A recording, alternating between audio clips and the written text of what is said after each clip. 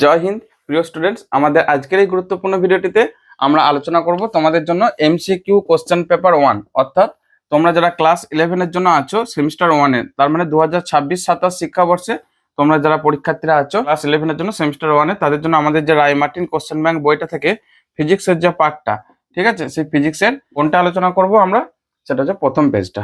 ওকে, আর হ্যাঁ, তার জন্য আমাদের চ্যানেল এসপিডি সমাধানকে অবশ্যই সাবস্ক্রাইব করে আমাদের সাথে জুড়ে থাকতে ভুলবে না। আর এই ভিডিওর সম্পূর্ণ টাইপিং পিডিএফ, অর্থাৎ টাইপ পিডিএফ, ঠিক আছে, টাইপ পিডিএফ মানে হাতে লেখা নয়। আগের যে পিডিএফ গুলো ক্লাস 12 এর জন্য যে পিডিএফ গুলো দিয়েছিলাম সেগুলো সব হাতে লেখা অনেকগুলো ছিল। তোমাদের থেকে এরপর সবগুলো টাইপ পিডিএফ মানে পিডিএফ আকারে এই মডেল পেপারটা পিডিএফ ডেসক্রিপশন বক্সে এবং কমেন্ট বক্সে পিন করা থাকবে, যাতে করে পরীক্ষার সময় এসে গেলে তোমাদেরকে কোনো রকম কোনো মানে টাইম নষ্ট করে যেন কোথাও ছোটাছুটি করতে না হয়, আর এতটা লং ভিডিও যেন তখন দেখতে না হয়, খুব কুইকলি যাতে করে তোমরা রিভিশন করে নিতে পারো, তার জন্য এই পিডিএফটা থাকবে। আর পিডিএফটা কি করে ডাউনলোড করবে তার জন্য ভিডিও শেষে ছোট্ট একটা ভিডিও ক্লিপ অ্যাড করে দিচ্ছি। তোমরা যেহেতু এই বছর যেহেতু তোমরা প্রথম নতুন পরীক্ষার্থী, মাধ্যমিকের পর এরপর এইচএস এ তোমরা প্রথম এসছো, ঠিক আছে, অর্থাৎ ক্লাস 11 ফার্স্ট সেমিস্টার, মানে একদমই তোমাদের জন্য সায়েন্সটা এখানে নতুন। তাই তোমরা ইজিলি কিভাবে এগুলোকে ডাউনলোড করবে, কিভাবে মানে নিজেরা প্রিপারেশন নেবে, সেই সম্পর্কে আমরা ভিডিও লাস্টে আলোচনা করেছি, ঠিক আছে। তাহলে চলো দেরি না করে আমরা শুরু করছি। অর্থাৎ আমাদের যে স্কুলটার নাম ছিল সেটা হচ্ছে বাঁকুড়া খ্রিস্টিয়ান কলেজিয়েট স্কুল, ঠিক আছে, বাঁকুড়া খ্রিস্টান কলেজিয়েট স্কুলটাকে আমরা আলোচনা করবো। চলো তাহলে শুরু করি আমাদের মূল ভিডিওতে। আমাদের প্রথম যে কোশ্চেনটা এখানে দেওয়া রয়েছে, দেখো বলেছে মিউ0 এপসিলন 0 এর মাত্রিক সংকেত কি হবে। তোমরা এই কোশ্চেনটা খুব ভালোভাবে পাবে। মিউ0 কি, এপসিলন 0 কি, শুধু একটু বলে দিচ্ছি। মিউ0 মানে হচ্ছে শূন্য মাধ্যমে, এই যে একটা শূন্য দেওয়া আছে না বা নট দেওয়া আছে, শূন্য মাধ্যমের চৌম্বক ভেদ্যতা, শূন্য মাধ্যমের চৌম্বক ভেদ্যতা, ঠিক আছে। আর মিউ0 এর সাথে হচ্ছে এপসাইলন 0, এই এপসাইলন 0 মানে হচ্ছে শূন্য মাধ্যমের তড়িৎ ভেদ্যতা, শূন্য মাধ্যমে অর্থাৎ শূন্য মাধ্যমের তড়িৎ ভেদ্যতা। ওকে, তো এই জিনিসগুলো কি, টার্মগুলো কি, এমনি ডিটেলসে তোমাদের জন্য আলোচনা আসছে। এটা অ্যাকচুয়ালি ক্লাস 12 এর জন্য আছে, ক্লাস 12 এর তোমরা খুব ডিটেলসে পাবে। একটা তড়িৎ চুম্বকীয় তরঙ্গ বলে যে চ্যাপ্টার আছে, ঠিক আছে। তোমাদের যেহেতু ফার্স্ট চ্যাপ্টারে এখানে পরিমাপ, ভৌত রাশি, মাত্রা ইত্যাদি নিয়ে যে একক, ঠিক আছে, ভৌত রাশি, মাত্রা, একক ইত্যাদি নিয়ে চ্যাপ্টারটা আছে, ওই ফার্স্ট চ্যাপ্টারেও তোমরা পাবে। মনে রাখবে মিউ0 এপসাইলন 0 অর্থাৎ 1/√ মিউ0 এপসাইলন 0 সমান সি। তাহলে এখান থেকে আমরা বলতে পারি সি স্কোয়ার, আমি ওখানটা ভালো করে লিখছি এটাকে, অর্থাৎ সি সমান হচ্ছে 1/√ মিউ0 এপসাইলন 0, মানে হচ্ছে শূন্য মাধ্যমে তড়িৎ চুম্বকীয় তরঙ্গের বেগ, তড়িৎ চুম্বকীয় তরঙ্গের বেগ, ঠিক আছে। এদের মান আছে, মানগুলো তোমাদের জন্য এখন লাগছে না। তরঙ্গের বেগ, যেমন শূন্য মাধ্যমে তড়িৎ চুম্বকীয় তরঙ্গের বেগ হয় 3 × 10⁸ মিটার পার সেকেন্ড। আলো এক প্রকার তড়িৎ চুম্বকীয় তরঙ্গ, ঠিক আছে, তাদেরও বেগ এটা। একইভাবে মিউ0 মান হচ্ছে এসআই পদ্ধতিতে 4π × 10⁻⁷ এসআই এককে। এপসাইলন 0 মান হচ্ছে 8.854 × 10⁻12 ফ্যারাড পার মিটার। এটা হচ্ছে হেনরি পার মিটার, এটা ফ্যারাড পার মিটার, সহজে মনে রাখা যায়। তো সেই মানগুলো এখানে লাগবে না, শুধু মান এখানে জানতে চাইছে যে এই যে রাশিটা দিয়েছে, ভৌত রাশিটা দিয়েছে, এর মাত্রাটা কি হবে। তাহলে এখান থেকে দেখো আমরা লিখতে পারি যে সি স্কোয়ার সমান 1/μ0 এপসাইলন 0। তাহলে এখান থেকে লিখতে পারি মিউ0 এপসাইলন 0 সমান 1/c স্কোয়ার, মানে কি 1/বেগ তার হোল স্কোয়ার, তাই না, বেগ তার হোল স্কোয়ার।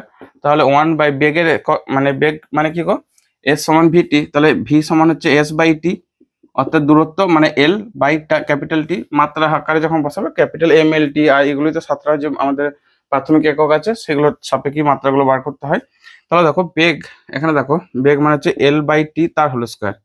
ওকে, অর্থাৎ এখান থেকে এইভাবে লিখছি L² T⁻², উপরে উঠে গেলে L⁻², ঠিক আছে, ইন্টু টি স্কোয়ার। আমি একটু ডিটেলসে ভেঙে বোঝালাম, তোমাদের অলরেডি এটা মুখস্থ হয়ে যাবে খুব তাড়াতাড়ি, কারণ এই রাশিগুলোর সাথে পরিচয় হয়ে গেছো, তখন দ্রুত বার করতে পারবে। ওকে, অ্যান্সার কোনটা হচ্ছে অপশন সিটা, একের দাগে অ্যান্সারটা হচ্ছে অপশন সি, ঠিক আছে। আশা করি বুঝতে পেরেছো। নেক্সট আমাদের পরের কোশ্চেনটা পড়ে নাও। পরের কোশ্চেনটা কি বলেছে একবার দেখে নাও ভালো করে, ঠিক আছে। 1/c² মানে হচ্ছে মিউ0 এপসাইলন 0, তাহলে বেগ তার বেগের স্কোয়ারের উল্টোটা আর কি, অনন্যক, 1/, আছে মানে অনন্যক, ঠিক আছে। ওকে, নেক্সট আমাদের পরের কোশ্চেন দেখে নিচ্ছি। পরের কোশ্চেন 2 এর দাগে বলেছে যদি কোনো বর্গক্ষেত্রের ক্ষেত্রফল, খুব ইম্পর্টেন্ট একটা কোশ্চেন, ঠিক আছে, মোস্ট ইম্পর্টেন্ট, যদি একটা বর্গক্ষেত্রের ক্ষেত্রফল 100 ± 0.2 সেমি স্কোয়ার হয়, তবে বর্গক্ষেত্রটির বাহুর দৈর্ঘ্য কত হবে। খুব ইন্টারেস্টিং এবং ইম্পর্টেন্ট। দেখো বর্গক্ষেত্রের ক্ষেত্রফল কি হয় গো, তোমরা সকলেই জানো এটা, বর্গক্ষেত্রের ক্ষেত্রফল এ মানে হচ্ছে বাহু স্কোয়ার, ঠিক আছে, বাহু স্কোয়ার, এটা সবাই জানো। মানে বর্গক্ষেত্রের সব বাহুগুলো সমান, তাহলে দৈর্ঘ্য ইন্টু প্রস্থ মানে বাহু ইন্টু বাহু। ওকে, তাহলে এটাকে আমরা লিখছি এ সমান হচ্ছে a²। তো এটাকে উভয় দিককে আমরা সবসময় আমাদের যখন ত্রুটি বার করব ই নিধান সাপেক্ষে লগারিদম নেবে, অর্থাৎ ই নিধান সাপেক্ষে। আমি ডান পাশে এগুলো লিখছি কারণ এগুলো আমার অতটা লাগবে না পদের জন্য। তোমাদের যেহেতু এমসিকিউ কোশ্চেন, শুধুমাত্র এমসিকিউ অ্যান্সারটা টিক মার্ক দেওয়াটা বা ওই ওএমআর শিটে যে গোল করাটা, ঠিক আছে, বাবল বোঝানো, সেটা অ্যাকচুয়াল আসল। তাই এগুলোকে আমরা অতটা ইম্পর্টেন্ট নয় বলে আমরা ডান দিকে রাখছি, ঠিক আছে, শুধু জেনে রাখার জন্য। ই নিধান সাপেক্ষে লগারিদম, লগারিদম আশা করি পড়া হয়েছে, ক্লাস 11 ম্যাথেই আছে আর ক্লাস 9-এও ছিল। তবে সেখানে কিন্তু ই নিধান সাপেক্ষে ছিল না, 10 নিধান সাপেক্ষে ছিল ক্লাস 9-এ, যেটা নিয়ে পাই। তাই তোমরা আস্তে আস্তে পরিচিত হয়ে যাবে এবং যখন তোমরা এই ভিডিওগুলো দেখবে আশা করছি, বিশেষ করে পরীক্ষার টাইম এলে তোমাদের এগুলো খুব দরকার পড়বে। তার জন্য পিডিএফটা, যাতে করে পিডিএফ খুব দ্রুত যে কোনো কোশ্চেন আটকানোর মাত্র সঙ্গে সঙ্গে দেখে নিতে পারো আর কি, স্ক্রল করে পিডিএফের সেই পেজটাতে। বা চাইলে তোমরা সেটাকে ডাউনলোড করে প্রিন্ট আউট বার করে নিজেদের পরীক্ষার টাইমে মানে হাতে করে রেখে দিতে পারো। তোমাদের যে টোটাল রাইমার্টিনের কোশ্চেন ব্যাংকে পেজ আছে 17 বা 18টা আছে, ঠিক আছে, এইবারেতে 17টা বা 18টা পিডিএফ, খুব সামান্য মূল্যে 9 টাকা মাত্র, ঠিক আছে, প্রত্যেকটা 9 টাকা। তো এনে রেখে দিতে পারো, এমন কিছু খরচা না, 150 টাকা হয়তো খরচা হবে না, ঠিক আছে। ওকে, তো লগারিদম নিয়ে পাই, তার মানে হচ্ছে এটাকে আমরা যদি ln a নিই, অর্থাৎ ln a সমান হচ্ছে ln a নিয়ম অনুযায়ী দুইটা পাশে চলে আসবে ln a, এরপর হচ্ছে অবকলন করে পাই, ঠিক আছে, অবকলন করে পাই, অবকলন করে পাই। তো এই ln এর জন্য ডেরিভেটিভ হচ্ছে, মনে রাখবে 1/a ইন্টু ডেল এ। আমরা যেটা ডি এ লিখি সেটা হচ্ছে এখানে ডেল এ, ঠিক আছে, ডেল এ বাই এ সমান হচ্ছে 2 ইন্টু ডেল এ বাই এ। আচ্ছা, এরপর আমাদের কিছু তথ্য বা রাশিমালা দিয়েছে। দেখো আমাদের যে রাশিমালাটা দিয়েছে, বর্গক্ষেত্রের ক্ষেত্রফল 100 প্লাস মাইনাস 0.2, আমি লিখছি এ সমান হচ্ছে 100 প্লাস মাইনাস 0.2। এর মানে হচ্ছে, আমি এটাকে ক্ষেত্রফল বলে লিখছি কারণ আমরা তো নোটেশন আকারে লিখবো ক্ষেত্রফল। ওকে, তো এর মানে হচ্ছে এ প্লাস মাইনাস ডেল এ, অর্থাৎ ত্রুটিটা এইভাবে দেওয়া আছে। তাহলে ডেল এর মান কত? 0.2। ওকে, এখানে লিখে রাখছি, অতএব ডেল এ সমান হচ্ছে 0.2 আর এটা হচ্ছে দেখো 100, মানে হচ্ছে এ স্কোয়ার। তাহলে এখান থেকে আমরা বার করে নিতে পারি, এ মানে হচ্ছে বাহুর দৈর্ঘ্যটা, তো এ মানে হচ্ছে √100, মানে হচ্ছে 10 সেমি। তাহলে খেয়াল করো অনেকগুলো ডাটা আমরা পেয়ে গেছি, ডেল এ পেয়েছি, এ পেয়েছি, এ পেয়েছি, এখানে সব বসিয়ে দাও। ডেল এ মানে হচ্ছে কত? 0.2, এ মানে কত? 100, 2 ইন্টু ডেল এ কত, এটা আমরা যাই মানে এটা জানতে চাইছি। তাহলে এ মানে হচ্ছে 10, সব মান কাটাকাটি করো, 0, 2 এখানে কাটবে, তাহলে এখান থেকে আসছে দেখো ডেল এ, তার ত্রুটিটা হচ্ছে 0.2/10 ইন্টু হাফ, মানে 1/100, মানে হচ্ছে 0.01, ঠিক আছে, সেন্টিমিটারই হয়, যেহেতু এর একক যা হবে মানে বাহুর একক যা হবে, ছোট হাতের বাহু, ঠিক আছে, তাহলে ডেল এর একক তাই হয়, সেটা নিচে করে চিন্তা নেই। অতএব বাহুর দৈর্ঘ্য, বাহুর দৈর্ঘ্য তখন আমরা কি করে লিখবো, এ প্লাস মাইনাস ডেল এ, এটা হচ্ছে আমাদের সূত্র। তাহলে এ মানে কত পেয়েছি, এ মানে হচ্ছে দেখো এই ডাটাগুলো আমি একটু বক্স করে দিচ্ছি। তাহলে 10 প্লাস মাইনাস ডেল এ মানে কত পেয়েছি, এটা, ঠিক আছে, 0.01, এটা হচ্ছে আমাদের অ্যান্সার, এত সেন্টিমিটারই আসবে। ওকে, তাহলে 10 প্লাস মাইনাস 0.01 অ্যান্সার কোথায় আছে, 10 plus minus 0.01, option beta correct answer হবে 2 এর দাগের জন্য, অপশন বি। আশা করি তোমরা বুঝতে পেরেছো মেন যে আমাদের খেলাটা, সেটা হচ্ছে কি তথ্য দেওয়া আছে, কি তথ্য দেওয়া হচ্ছে সেটা। 2 নম্বর হচ্ছে উভয় পক্ষে লগারিদম নেওয়া, তারপর অবকলন করা, তারপর এই মানে ইকুয়েশনটা নিয়ে আসা, ঠিক আছে। এটা জানো যে ddx অফ ln x এর মানে হচ্ছে 1/x, তাহলে d অফ ln x মানে আমরা লিখতে পারি dx টাকে ওইদিকে নিয়ে তুলে দাও, অর্থাৎ dx/x, এটা হচ্ছে আমাদের সূত্র। এখানে dx এর জায়গায় আমি ডেল ইউজ করেছি, ওটা কোনো ব্যাপার নেই। যখন ডেল x এর মান বা ডেল এর মান খুব দ্রুত মানে 0-র দিকে টেন্স করে, তখন সেই মানটাকে d আকারে লেখা যায়। 3-এরটা, আচ্ছা, এখানে 3-এর কোশ্চেনটা বলার সময় আমি একটা ইম্পর্টেন্ট কথা বলে দিই তোমাদের, a ভেক্টর সমান 5 কত আছে, 5, 3, 2, তাহলে a ভেক্টর সমান 5i cap plus 3j cap plus 2k cap, ঠিক আছে। আমরা দু রকম ভাবে ভেক্টর নোটেশনটাকে ইউজ করতে পারি, ভালো করে বুঝছো। এক হচ্ছে আমরা যখন হাতে লিখবো বা তোমরা যখন খাতায় লিখবে পরীক্ষার টাইমে, খাতায় যখন লিখবে তখন কিন্তু মাথায় ক্যাপ বা এ ভেক্টরকে এরকম করে এ ভেক্টর এইভাবে নোট করবে, মানে হ্যান্ড রিটেনের ক্ষেত্রে মনে থাকবে। যখন আমরা টাইপিং এ করবো, অর্থাৎ আমাদের যে পিডিএফটাতে দেওয়া আছে দেখবে, তখন আমরা এই এটাকে কিন্তু মোটা করে দিচ্ছি দেবে বোল্ড কালার। ওকে, তো আমাদের খাতায় লেখার সময় তার বারবার ধরে এরকম করে দাগে বলি বোল্ড করা সম্ভব নয়, তার জন্য আমরা কি করি, মাথায় অ্যারো চিহ্ন দিই, ঠিক আছে। আর টাইপ করার ক্ষেত্রে যেখানে বোল্ড করা থাকবে সেখানে বুঝে, আচ্ছা, টাইপ করার ক্ষেত্রে যখন বোল্ড করা থাকবে তখন কিন্তু তার মাথায় অ্যারো চিহ্নটা দেওয়া থাকবে না, বুঝে নেবে সেটা ভেক্টর আছে, যেমনটা তোমাদের পিডিএফেও দেখবে দেখা যাচ্ছে। কারণ ভেক্টর রাশিকে দুই ভাবে ডিনোট করা হয়, একটা হচ্ছে এই বোল্ড আকারে, ঠিক আছে, অর্থাৎ বোল্ড লেটারে, আর একটা হচ্ছে মাথায় এই যে অ্যারো চিহ্নটা দেখছো এই ভেক্টর চিহ্ন দেওয়ার মাধ্যমে, ঠিক আছে। তো আশা করি তোমাদের পিডিএফ গুলো কোনো রকম কোনো বুঝতে অসুবিধা হবে না। আর এটা হচ্ছে স্ট্যান্ডার্ড নোটেশন, মানে তোমরা অনেক সময় পরীক্ষা হলেও পেতে পারো, তবে তোমাদের বিভ্রান্তিটাকে দূর করার জন্য হায়ার স্টাডিতে মানে গ্র্যাজুয়েশন থেকে এই নোটেশনটা বেশি ইউজ করে। কিছু ইংলিশ মিডিয়ামের বুক, সিবিএসসি বোর্ডের কিছু বুক, তারপর আইসিএসসি বোর্ডের কিছু বুকেতে দেখবে এরকম মোটা কালারই করা আছে, ভেক্টর সাইনটাকে মোটা কালার দিয়ে নোট করা আছে। ওকে, এরপর কি বলেছে যে এর একক ভেক্টর বলেছে নাকি, খুব সোজা একটা, এ ভেক্টরের একক ভেক্টর এ ক্যাপ, বা আমরা এটাকে এইভাবে লিখতে পারি, এ ভেক্টরের একক ভেক্টর মানে হচ্ছে A vector by mod of A vector.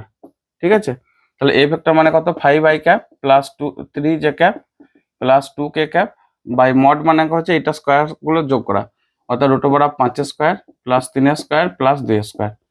5 square মানে 25 আর 9 34 আর 4 38, তাহলে রুট 38 দিয়ে ভাগ মানে কি 5/38 আই ক্যাপ। আচ্ছা, এখানে একটা ইন্টারেস্টিং কথা আছে, 3/√38 জে ক্যাপ প্লাস 2/√38 কে ক্যাপ। যদি ম্যাগনিটিউডের ক্ষেত্রে দু রকম হয়, ম্যাগনিটিউড মানে পজিটিভ মান হয় নেগেটিভ মান হয়, কিন্তু এখানে যদি যেহেতু একক ভেক্টর বলেছে তাই আমরা শুধু একটা নিলে চলে। তো প্লাস মাইনাস যদি কখনো কখনো থাকে, ঠিক আছে, প্লাস মাইনাসটা ইউজ করবে। এখানে দেখতে পাচ্ছি কোনো অপশনে প্লাস মাইনাস দেয়নি, তাই আমরা ওটা ধরলাম না। মানে হচ্ছে এই যে রুট ওভার অফ এটা মানটা প্লাস মাইনাস আছে √38টা, ঠিক আছে, যেখানে সবার প্রথমে একটা প্লাস মাইনাস দিয়ে দেয় আপাতত, যেহেতু অপশন থেকে দাগ দেবে। আর যা ফার্স্ট হচ্ছে খুব সোজা কোশ্চেন, এগুলো তো ভেক্টর একদম বেসিক কোশ্চেন, তাই না? অপশন এটা একদম কি বলো পাতি কোশ্চেন যাকে বলে, সেই সহজ পাঠ বর্ণমালা পরিচয়। ওকে, ভেক্টর এগুলো না পরিচয় হলে তো ভেক্টরের সম্পর্কে কিছুই নেই। ওকে, নেক্সট 4 কোশ্চেন, আই মানের ঘাত স্থির অবস্থায় থাকা একটি এম ভরের বস্তুর উপর ক্রিয়া করলো, বস্তুটির বেগ কত হবে?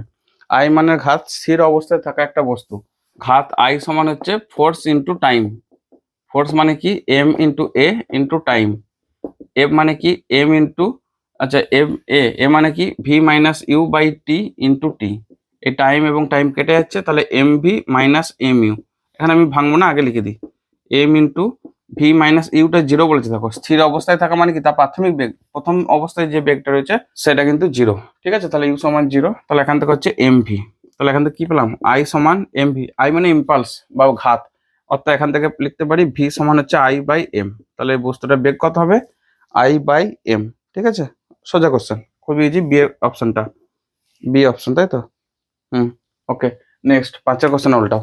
আচ্ছা, তোমাদের যে শিক্ষা সংসদের নমুনা পেজটা ওটা লাস্টে করাবো, ওটা প্রথমে করানো হয় না, অনেকবার মাঝখানে করিয়েছি, কিন্তু মডেল পেপারগুলো যেটা শিডিউল থাকে না 1 2 3 করে, মানে খুঁজতে তোমাদের যখন প্লে লিস্টটা খুঁজবে বা হয়তো ভিডিও চ্যানেলে গিয়ে খুঁজতে সুবিধা হয়, তখন লাস্টে করে দেওয়া হবে। ওকে, আর যদি তোমাদের এখন লাগে বা প্রয়োজন পড়ে, আমরা দেখছি বইতে প্রথমেই দিয়ে দিয়েছে, তাহলে বলবে, তাহলে প্রথমে মানে মাঝে মাঝে যখন হোক করে দেওয়া হবে। ওকে, অবশ্যই কমেন্ট করতে ভুলবে না, নির্দ্বিধায় খোলা মনে দিল খোলা হয় তাইরে। ওকে, দিল খোলা ভাবে কমেন্ট করবে, যা মন যাবে, শুধু গালিগালাজটা বাদে সাবধান না, ঠিক আছে? তাহলে বাবু আমি ব্লক করতে বাধ্য হতে নাই। হ্যাঁ, আমি যদি সেরকম গালিগালাজ খাওয়ার মতো কাজ করি অবশ্যই করবে, মানে মন থেকে স্যালুট জানাবো তোমাদের। আর ভিডিও এত কষ্ট করে বা তোমাদের জন্য এত পরিশ্রম করে ভিডিও, অবশ্যই একটা লাইক তো চাই, এটা আমাদের তরফ থেকে আবদার, ঠিক আছে? আর যদি পছন্দ না হয় অবশ্যই ডিসলাইক দেবে, তবে ডিসলাইক দিলে ভাই কষ্ট হবে, মানে বুকের বাঁ দিকে একটা হৃদয় বলে কিছু সব মানে বস্তু আছে, কষ্ট হবে। সো চলো রেডি হও, তোমরা প্রিপারেশন নিতে থাকো, আমরা তোমাদের সাথে আছি, নো প্রবলেম। ওকে, নেক্সট পরের কোশ্চেন উল্টাও, 5টা। এখানে বলেছে নিচের কোন ক্ষেত্রে এফ সমান এম এ সম্পর্কটি প্রযোজ্য নয়? প্রযোজ্য নয়, দেখো এই নয় কেন লিখলাম, 5 তো, বাবারে এত লাফিয়ে যেতে পারি না আমি, মানে আমার এত বড় পা নেই, তাহলে বাবা হনুমানকেও ছাড়িয়ে যাবো, তার মানে এই না যে হনুমান, সেটা নয়, ঠিক আছে? ওকে ওকে, আচ্ছা 5-এর কি বললাম, হ্যাঁ এফ সমান এম এ, দেখো এফ সমান এম এ, এখানে দেখো আমাদের ভেক্টর সাইন দেওয়া থাকবে, হ্যাঁ, এম এ মানে কি ডিভিডিটি, তাহলে এটাকে আমরা লিখতে পারি ডিডিটি অফ এম ভি, মানে পি এও লিখতে পারি, দেখো ডিডিটি অফ পি ভেক্টর মানে ডিপি ভেক্টর, অর্থাৎ পিটা হচ্ছে ভরবেগ। খেয়াল করো এই যে এম ভিটা নিলাম, এখানে কিন্তু এমটাকে কনস্ট্যান্ট ধরা হয়েছে, যদি আমরা এমটা যদি চলরাশি হতো তাহলে কিন্তু এইভাবে আমরা লিখতে পারতাম না, যদি এরকম ভাবে লিখতে হতো তাহলে যে ডিডিটি অফ এম ভি এটাকে ভাঙলে আসতো একবার dm dt into v plus একবার আসতো এম ইন্টু ডিভি ডিটি, মানে দুটো চলরাশির জন্য গুণের যে নিয়ম, আমাদের অবকলনে গুণের নিয়ম, সেটাই ফলো করতো, কিন্তু এখানে দেখো সেটা করিনি, শুধু একটাই আছে, তার মানে কি এমটা এখানে কনস্ট্যান্ট, ঠিক আছে, এমটা চলরাশি নয়। আর এটা যদি হয় এটা রকেট মোশনের ক্ষেত্রে হবে, মানে যখন রকেট মোশনটা তোমরা ভালো করে পড়বে, খুব ইন্টারেস্টিং, যে যত রকেটটা উঠতে থাকছে, সামনের দিকে রকেটটা ধরো, এটা হচ্ছে রকেটটা উঠতে থাকছে, ঠিক আছে, এইদিকে যদি উঠতে থাকে পিছন থেকে তত জ্বালানি বেরোতে থাকে, তো জ্বালানি যত বেরোতে থাকে সেটা কত থেকে বেরোচ্ছে, রকেটের মধ্যেই তো রাখা আছে, মানে রকেটের ভরটা কন্টিনিউ নির্দিষ্ট হারে কমে কমে আসছে, তার মানে কি ভরটা কিন্তু স্থির নেই, ভরটা কমে কমে আসছে, তখন কিন্তু আমরা এই সূত্রটা অ্যাপ্লাই করব, ঠিক আছে? তো এখন যেহেতু বলেছে ভরটা স্থির, তবে নিউটনের সূত্রটাকে এখানে কাজে লাগছে, অর্থাৎ অপশন ডি, যখন ভর সময়ের সঙ্গে কি বলেছে, প্রযোজ্য নয় বলেছে, তাহলে অপশন ডিটা এখানে কারেক্ট অ্যান্সার। অর্থাৎ যখন ভর সময়ের সাথে পরিবর্তনশীল হবে তখন কিন্তু এই সূত্রটা কাজ করবে না, তখন আমাদের রকেটের মোশন কাজ করবে, আদারওয়াইজ এই রকেটটা মানে এই অ্যান্সারটা। ওকে, নেক্সট পরের কোশ্চেন এসো, 6 কোশ্চেনটা। আর তোমাদের পিডিএফ এর নমুনাটা কেমন হবে, যেহেতু তোমরা প্রথমবার দেখবে, ঠিক আছে, তোমাদেরকে একটু এই ভিডিও কয়েকটা পেজকে মানে পিডিএফ এর পেজকে দুটো একটা দেখা দেবো, সবটা দেখানো যাবে না কারণ যেহেতু পেড ব্যাপার আর কি, তো দেখে তোমরা বুঝতে পারবে, সেই মতো তোমরা পারচেজ করবে। অবশ্যই এখন পারচেজ করার কোনো দরকার আমার মনে হয় না, যদি চাও তো অবশ্যই করে রাখতে পারো, তোমাদের ব্যাপার সেটা সম্পূর্ণ। কিন্তু পরীক্ষা টাইমে অবশ্যই নেবে, কারণ পরীক্ষা টাইমে সময়টাই মেন ফ্যাক্টর, তখন অল্প সময়ের মধ্যে আরও অন্যান্য সাবজেক্ট, শুধু ফিজিক্স নয়, ম্যাথ, কেমিস্ট্রি, বায়োলজি, কম্পিউটার থেকে শুরু করে নিউট্রিশন, আর যার যেরকম সাবজেক্ট থাকবে আর কি, ঠিক আছে, সবগুলোই তোমার সামলাতে হবে। তো সেই সময় যাতে তোমাদের হেল্প হয় সেই কথা ভেবে পিডিএফটা বানানো, আর অন্য কিছুর জন্য নয়, ঠিক আছে।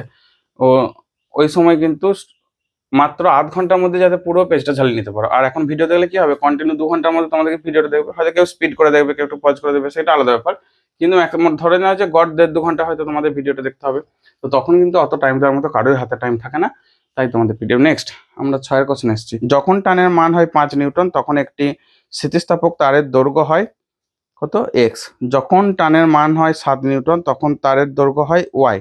যখন টানের মান 9 নিউটন তখন তারের দৈর্ঘ্য কত। একটু জাস্ট বোঝো, এটা স্প্রিং আকারে বুঝলেও ভালো হতো, আমরা মনে পিডিএফ এ স্প্রিং এঁকে দিয়েছি, অসুবিধা নেই। ধরো এই একটা মানে তার, যখন এর মধ্যে আমি আরেকটু টান দিচ্ছি তখন এটা এক্স, মানে এই যে টোটাল দৈর্ঘ্যটা বলেছে এক্স, তাই তো, না বেড়েছে এক্স, একবার চেক করে নিই দাঁড়াও। তারের দৈর্ঘ্য হয় এক্স, তার মানে টোটাল যে দৈর্ঘ্যটা এখান থেকে এইটা, সেটা হচ্ছে এক্স। কখন হচ্ছে, সেটা হচ্ছে 5 নিউটন টানেতে। এটা আরও বাড়ছে, কতটা বাড়ছে, এখান থেকে টোটালটা হচ্ছে ওয়াই, ঠিক আছে, টোটালটা হচ্ছে ওয়াই, যখন এর মধ্যে এটা হচ্ছে 7 নিউটন, মানে টানটা হচ্ছে 7 নিউটন। কোশ্চেনটা করছে যদি এর মধ্যে টানটাকে 9 নিউটন দিয়ে দিই তাহলে এখন তার যে দৈর্ঘ্যটা কত হবে। খুব ইন্টারেস্টিং, দেখো এইটা লেভেলটাকে আগে বুঝো, এখান থেকে কতটা বেড়েছে, টান যখন 7 থেকে 5 বেড়েছে, মানে টান বেড়েছে কত, 7 - 5 = 2 নিউটন। তখন দৈর্ঘ্য বেড়েছে কত, অ্যাকচুয়ালি এখান থেকে দৈর্ঘ্যটা ছিল এক্স, সেখান থেকে আরো খানিকটা বাড়াইছি, তাহলে এখান থেকে টোটালটা হচ্ছে ওয়াই, ঠিক আছে। তাহলে দৈর্ঘ্য বেড়েছে কত, দৈর্ঘ্য বেড়েছে দেখো ওয়াই মাইনাস এক্স। আবার বলছে টান যখন আরো 9 নিউটন করছে, মানে কি এইখানে টানটা আবার কত বাড়ানো হচ্ছে, 9 - 7, তাহলে টান বাড়ছে যখন 9 - 7 তখন হচ্ছে কত, 2 নিউটন। তার 2 নিউটন টান বাড়লে দৈর্ঘ্য বাড়ে। খেয়াল করো তখন আমাদের এইটা সাপেক্ষ করো, মানে এই যে লেভেলটা এইটা সাপেক্ষ করো, তাহলে এখান থেকে আরো খানিকটা বেড়েছে, তাই না। তাহলে খেয়াল করো এইখান থেকে এটা হচ্ছে ওয়াই, আমি নাম দিচ্ছি ধরো এ বি, এ থেকে বি হচ্ছে ওয়াই, তাহলে এখান থেকে এ প্রাইম বি প্রাইম এতটা হচ্ছে ওয়াই। তারপরে তো খানিকটা বেড়ে গেছে, কেন বেড়েছে না, এই যে টানটাকে বাড়ানো হয়েছে। ওকে, তাহলে এখান থেকে দৈর্ঘ্যটা আগে কত ছিল ওয়াই, তারপরেও কতটা বেড়েছে সেটা বুঝে নাও। তো আমরা তো দেখলাম যে টান বেড়েছে অ্যাকচুয়ালি কত, 2 নিউটনই বেড়েছে, মানে 9 থেকে 7 হয়েছে মানে 2 নিউটন। এটা হুকস ল যখন মেনটেন করবে, হুকস ল যেহেতু মেনটেন করছে মানে স্থিতিস্থাপক সীমার মধ্যেই কাজ হচ্ছে, তাহলে যতটা স্মুথলি টান বাড়বে ততটা স্মুথলি দৈর্ঘ্য বাড়বে, মানে এদের একে অপরের সাথে, অর্থাৎ টানের দৈর্ঘ্য আমি লিখে রাখছি না, টানের দৈর্ঘ্য আবার কি কথা, টানের মান প্রপোর্শনাল টু দৈর্ঘ্য বৃদ্ধি। বোঝা যায়, আমি ছোট্ট করে লিখলাম, একটু শুনে নাও যে যতটুকু টান বাড়বে ততটাই দৈর্ঘ্য বাড়বে। দ্যাট মিনস এইখান পর্যন্ত যা দৈর্ঘ্য ছিল ওয়াই, এখান থেকে এটা হচ্ছে ওয়াই, এইটা, তার জন্য যা টান ছিল 7 নিউটন, কিন্তু বেড়েছে কত, তো আরো 2 নিউটন। 2 নিউটনের জন্য আমাদের টান মানে দৈর্ঘ্য কতটা বাড়ে, ওয়াই মাইনাস এক্স। তাহলে এই দৈর্ঘ্যটা কত হবে, এখান থেকে এটা ওয়াই, আর এই যে অংশটা এটা হচ্ছে ওয়াই মাইনাস এক্স। অতএব এখন দৈর্ঘ্য আগে ছিল ওয়াই, আর আরো যেহেতু এখানে 2 নিউটনই বেড়েছে, এই জায়গাটা দেখো 2 নিউটনই বেড়েছে, তাহলে এখানে ওয়াই মাইনাস এক্স পরিমাণই বাড়বে, ঠিক আছে। তাহলে 2y মাইনাস এক্স। ক্লিয়ার হয়েছে আশা করি, মানে থিওরিটা বোঝাতে পারলাম, খুব ভালো করে মন দিয়ে বুঝে নেবে, ঠিক আছে। বা আরেকবার পজ করবে, অর্থাৎ আমাদের অ্যান্সার কোনটা হয় দেখে নি। অপশন বি হচ্ছে আমাদের কারেক্ট অ্যান্সার। খুব স্পিডে বা খুব চেঁচিয়ে কথা বলা যাবে না, তাহলে এতক্ষণ টানতে পারবো না। সো আমাকে মানে একটা স্মুথ ফ্লোতে তোমাদের জন্য টানতে হবে, ঠিক আছে। নেক্সট 7 কোশ্চেনটা, ভর এম এবং আর ব্যাসার্ধ বিশিষ্ট একটি গোল চাকতি ওমেগা কৌণিক বেগে একটি অনুভূমিক টেবিলের উপর গড়িয়ে অগ্রসর হয়, চাকতিটির মোট গতিশক্তি কত হবে। গড়িয়ে অগ্রসর হয় আর স্লিপ কেটে বা পিছলে অগ্রসর হয়, দুটো কথার মধ্যে কিন্তু পার্থক্য আছে। এরকম টাইপের অঙ্ক যখন তোমাদের নততল থেকে অঙ্ক আসবে বা কোনো থিওরিটিক্যাল প্রবলেম আসবে সেখান থেকে কিন্তু দেবে, ঠিক আছে। অর্থাৎ আমি যদি বলি যে এই একটা চাকতি, এইটা ধর একটা চাকতি, জাস্ট একটা বুঝে নাও, এই চাকতিটা যখন গড়িয়ে নামছে, দ্যাট মিনস গড়ানো মানে কি ঘুরছে, ঘূর্ণন। তার মানে তার দুটো শক্তি, একটা হচ্ছে ঘূর্ণন শক্তি প্লাস সে তো আস্তে আস্তে গড়িয়ে এগিয়েও যাচ্ছে ধরো কোনো একটা দিকে, তার মানে তার স্মুথলি বা একটা লিনিয়ার পথে এগিয়ে যাচ্ছে। লিনিয়ার পথে যাওয়া মানে হচ্ছে গতি শক্তি, অর্থাৎ একদিকে একটা গতিও পাচ্ছে। তাহলে টোটাল কি বললাম, যখন না পিছলে পড়ার উপক্রম হয়, কথাটা মানেটা কিন্তু ভালো করে বুঝে রাখবে। না পিছলে যখন যাচ্ছে তখন ঘুরে গড়িয়ে নামছে। যেমন একটা বলকে নততলা গড়িয়ে দাও, বা একটা ডেস্ককে বা একটা চাকরি, যে কোনো গোল টাইপের কোনো জিনিসকে, ওকে, বা একটা সিলিন্ডার বা চোং, ওকে, তখন কিন্তু দুটো শক্তি থাকে। আর ঘূর্ণন শক্তির ফর্মুলাটা মনে রাখবে, হাফ আই ওমেগা স্কোয়ার, মানে আইটা হচ্ছে জড়তা ভ্রামক, ওমেগাটা হচ্ছে এখানে কৌণিক বেগ, আর গতি শক্তি হচ্ছে হাফ এম ভি স্কোয়ার। সহজে মনে রাখবো, বা এম এর যা ভূমিকা আয়ের তাই ভূমিকা, ভি এর যা ভূমিকা ওমেগার তাই ভূমিকা, ওকে। কিন্তু যখন বলবো যে স্কিড করছে মানে পিছলে যাচ্ছে, তার মানে সে কিন্তু ঘুরছে না, বোঝা যাচ্ছে, ঘুরছে না, শুধু জাস্ট পিছলে থেতালে বা ছেঁচড়ে যেটাকে আমরা বিভিন্ন রকম কথা বাংলায় নাম দিই। তো পিছলে বা উইদাউট মানে স্লিপ, কি বলে এটাকে, আচ্ছা এইটা হচ্ছে উইদাউট স্লিপিং, মানে এটা পিছলে নয়, কিন্তু গড়িয়ে যাচ্ছে। আর স্লিপ কেটে যখন যাবে বা পিছলে যাবে তখন কিন্তু ঘুরছে না, শুধু স্মুথলি এগিয়ে যাচ্ছে। অর্থাৎ এটা ব্যাপারটা একটু বোঝা নাও, যে এটা যখন এইভাবে গড়িয়ে যাচ্ছে, ঠিক আছে, তার মানে কি, দেখো গড়াচ্ছে মানে কি ঘুরছে, প্লাস একদিকে এগিয়ে যাচ্ছে, তাহলে ঘুরছে মানে ঘূর্ণন শক্তি, এগিয়ে যাচ্ছে মানে এখানে গতি শক্তি।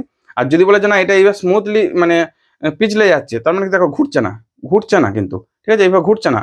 তো যখন ঘুরছে না, শুধু একদিকে অর্থাৎ গতিশক্তিটাই থাকবে, তখন শুধু এটা থাকবে, এই দুটো পার্থক্য, ওকে। আশা করি বুঝতে পেরেছো। এরপর আমাদের কি বলেছে, এর মোট গতিশক্তিটা বার করতে হবে। এটা কত দাগ ছিল, 7 দাগ, ঠিক আছে। তাহলে মোট গতিশক্তির ফর্মুলা তোমরা পেয়ে গেছো, এই ফর্মুলাটা আমরা কাজে লাগাবো, ঠিক আছে। এই ফর্মুলাটা কাজে লাগাও, তো half I omega square plus half M V square. এক কাজ করো, এটা আমাদের কি আকারে দিয়েছে একটু দেখে নিই অপশনগুলো, কারণ দেখে অ্যান্সার করতে হবে তো। এম ওমেগা আর এই আকারে দিয়েছে। ডিস্কের ক্ষেত্রে মনে রাখবে, যে কোনো ডিস্ক, এটা ধরো একটা ডিস্ক, ওকে, ধরো একটা পয়সা তার নিজের ঘূর্ণন অক্ষের সাপেক্ষে যখন ঘোরে, আমরা যদি এখানে সমান্তরাল থিওরি মানে সমান্তরাল এবং ঠিক আছে লম্ব উপপাদ্য, সমান্তরাল উপপাদ্য ও লম্ব উপপাদ্য সাহায্যে যদি আমরা দেখে নিই, ওকে, তখন আমরা দেখতে পাবো যে এর যদি নিজের অক্ষের সাপেক্ষে ঘোরে, তার আয়ের মানটা হচ্ছে half of m r square, ঠিক আছে, half of m r square. যদি এর যে কোনো একটা ব্যাসের সাপেক্ষে ঘুরতো তখন হচ্ছে এম আর স্কোয়ার, ঠিক আছে।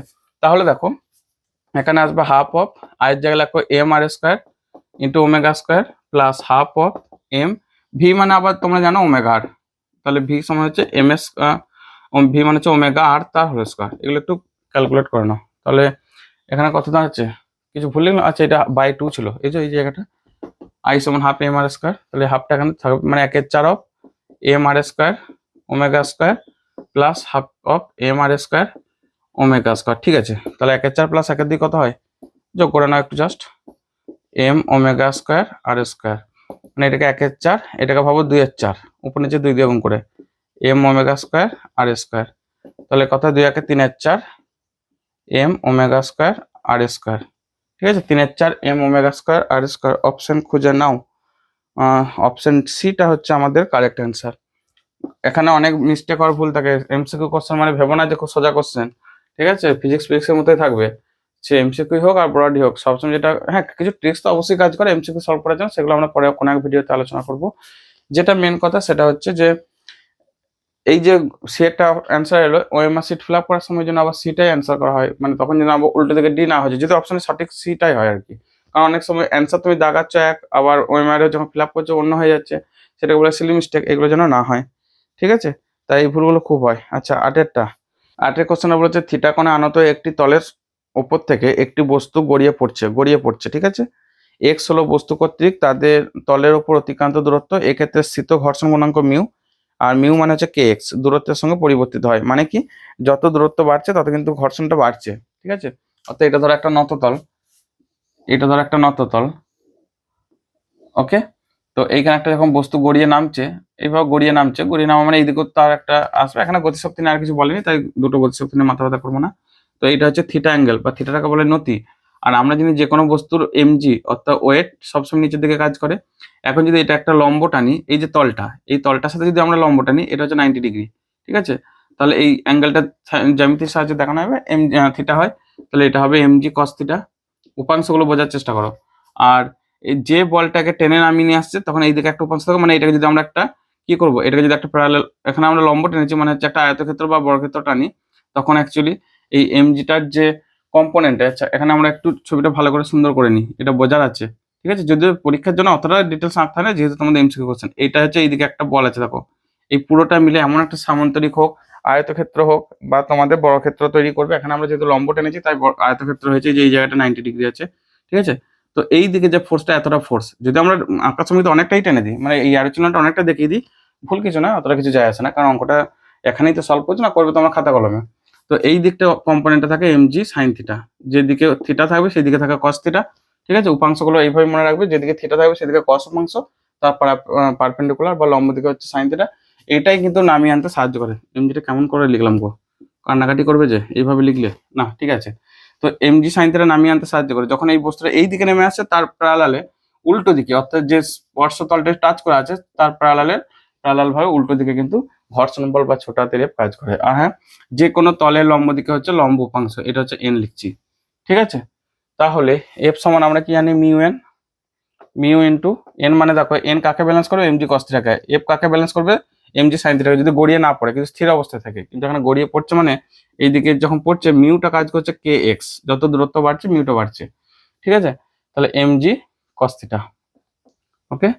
মিউ মানে হচ্ছে K X into MG cos theta, ঠিক আছে?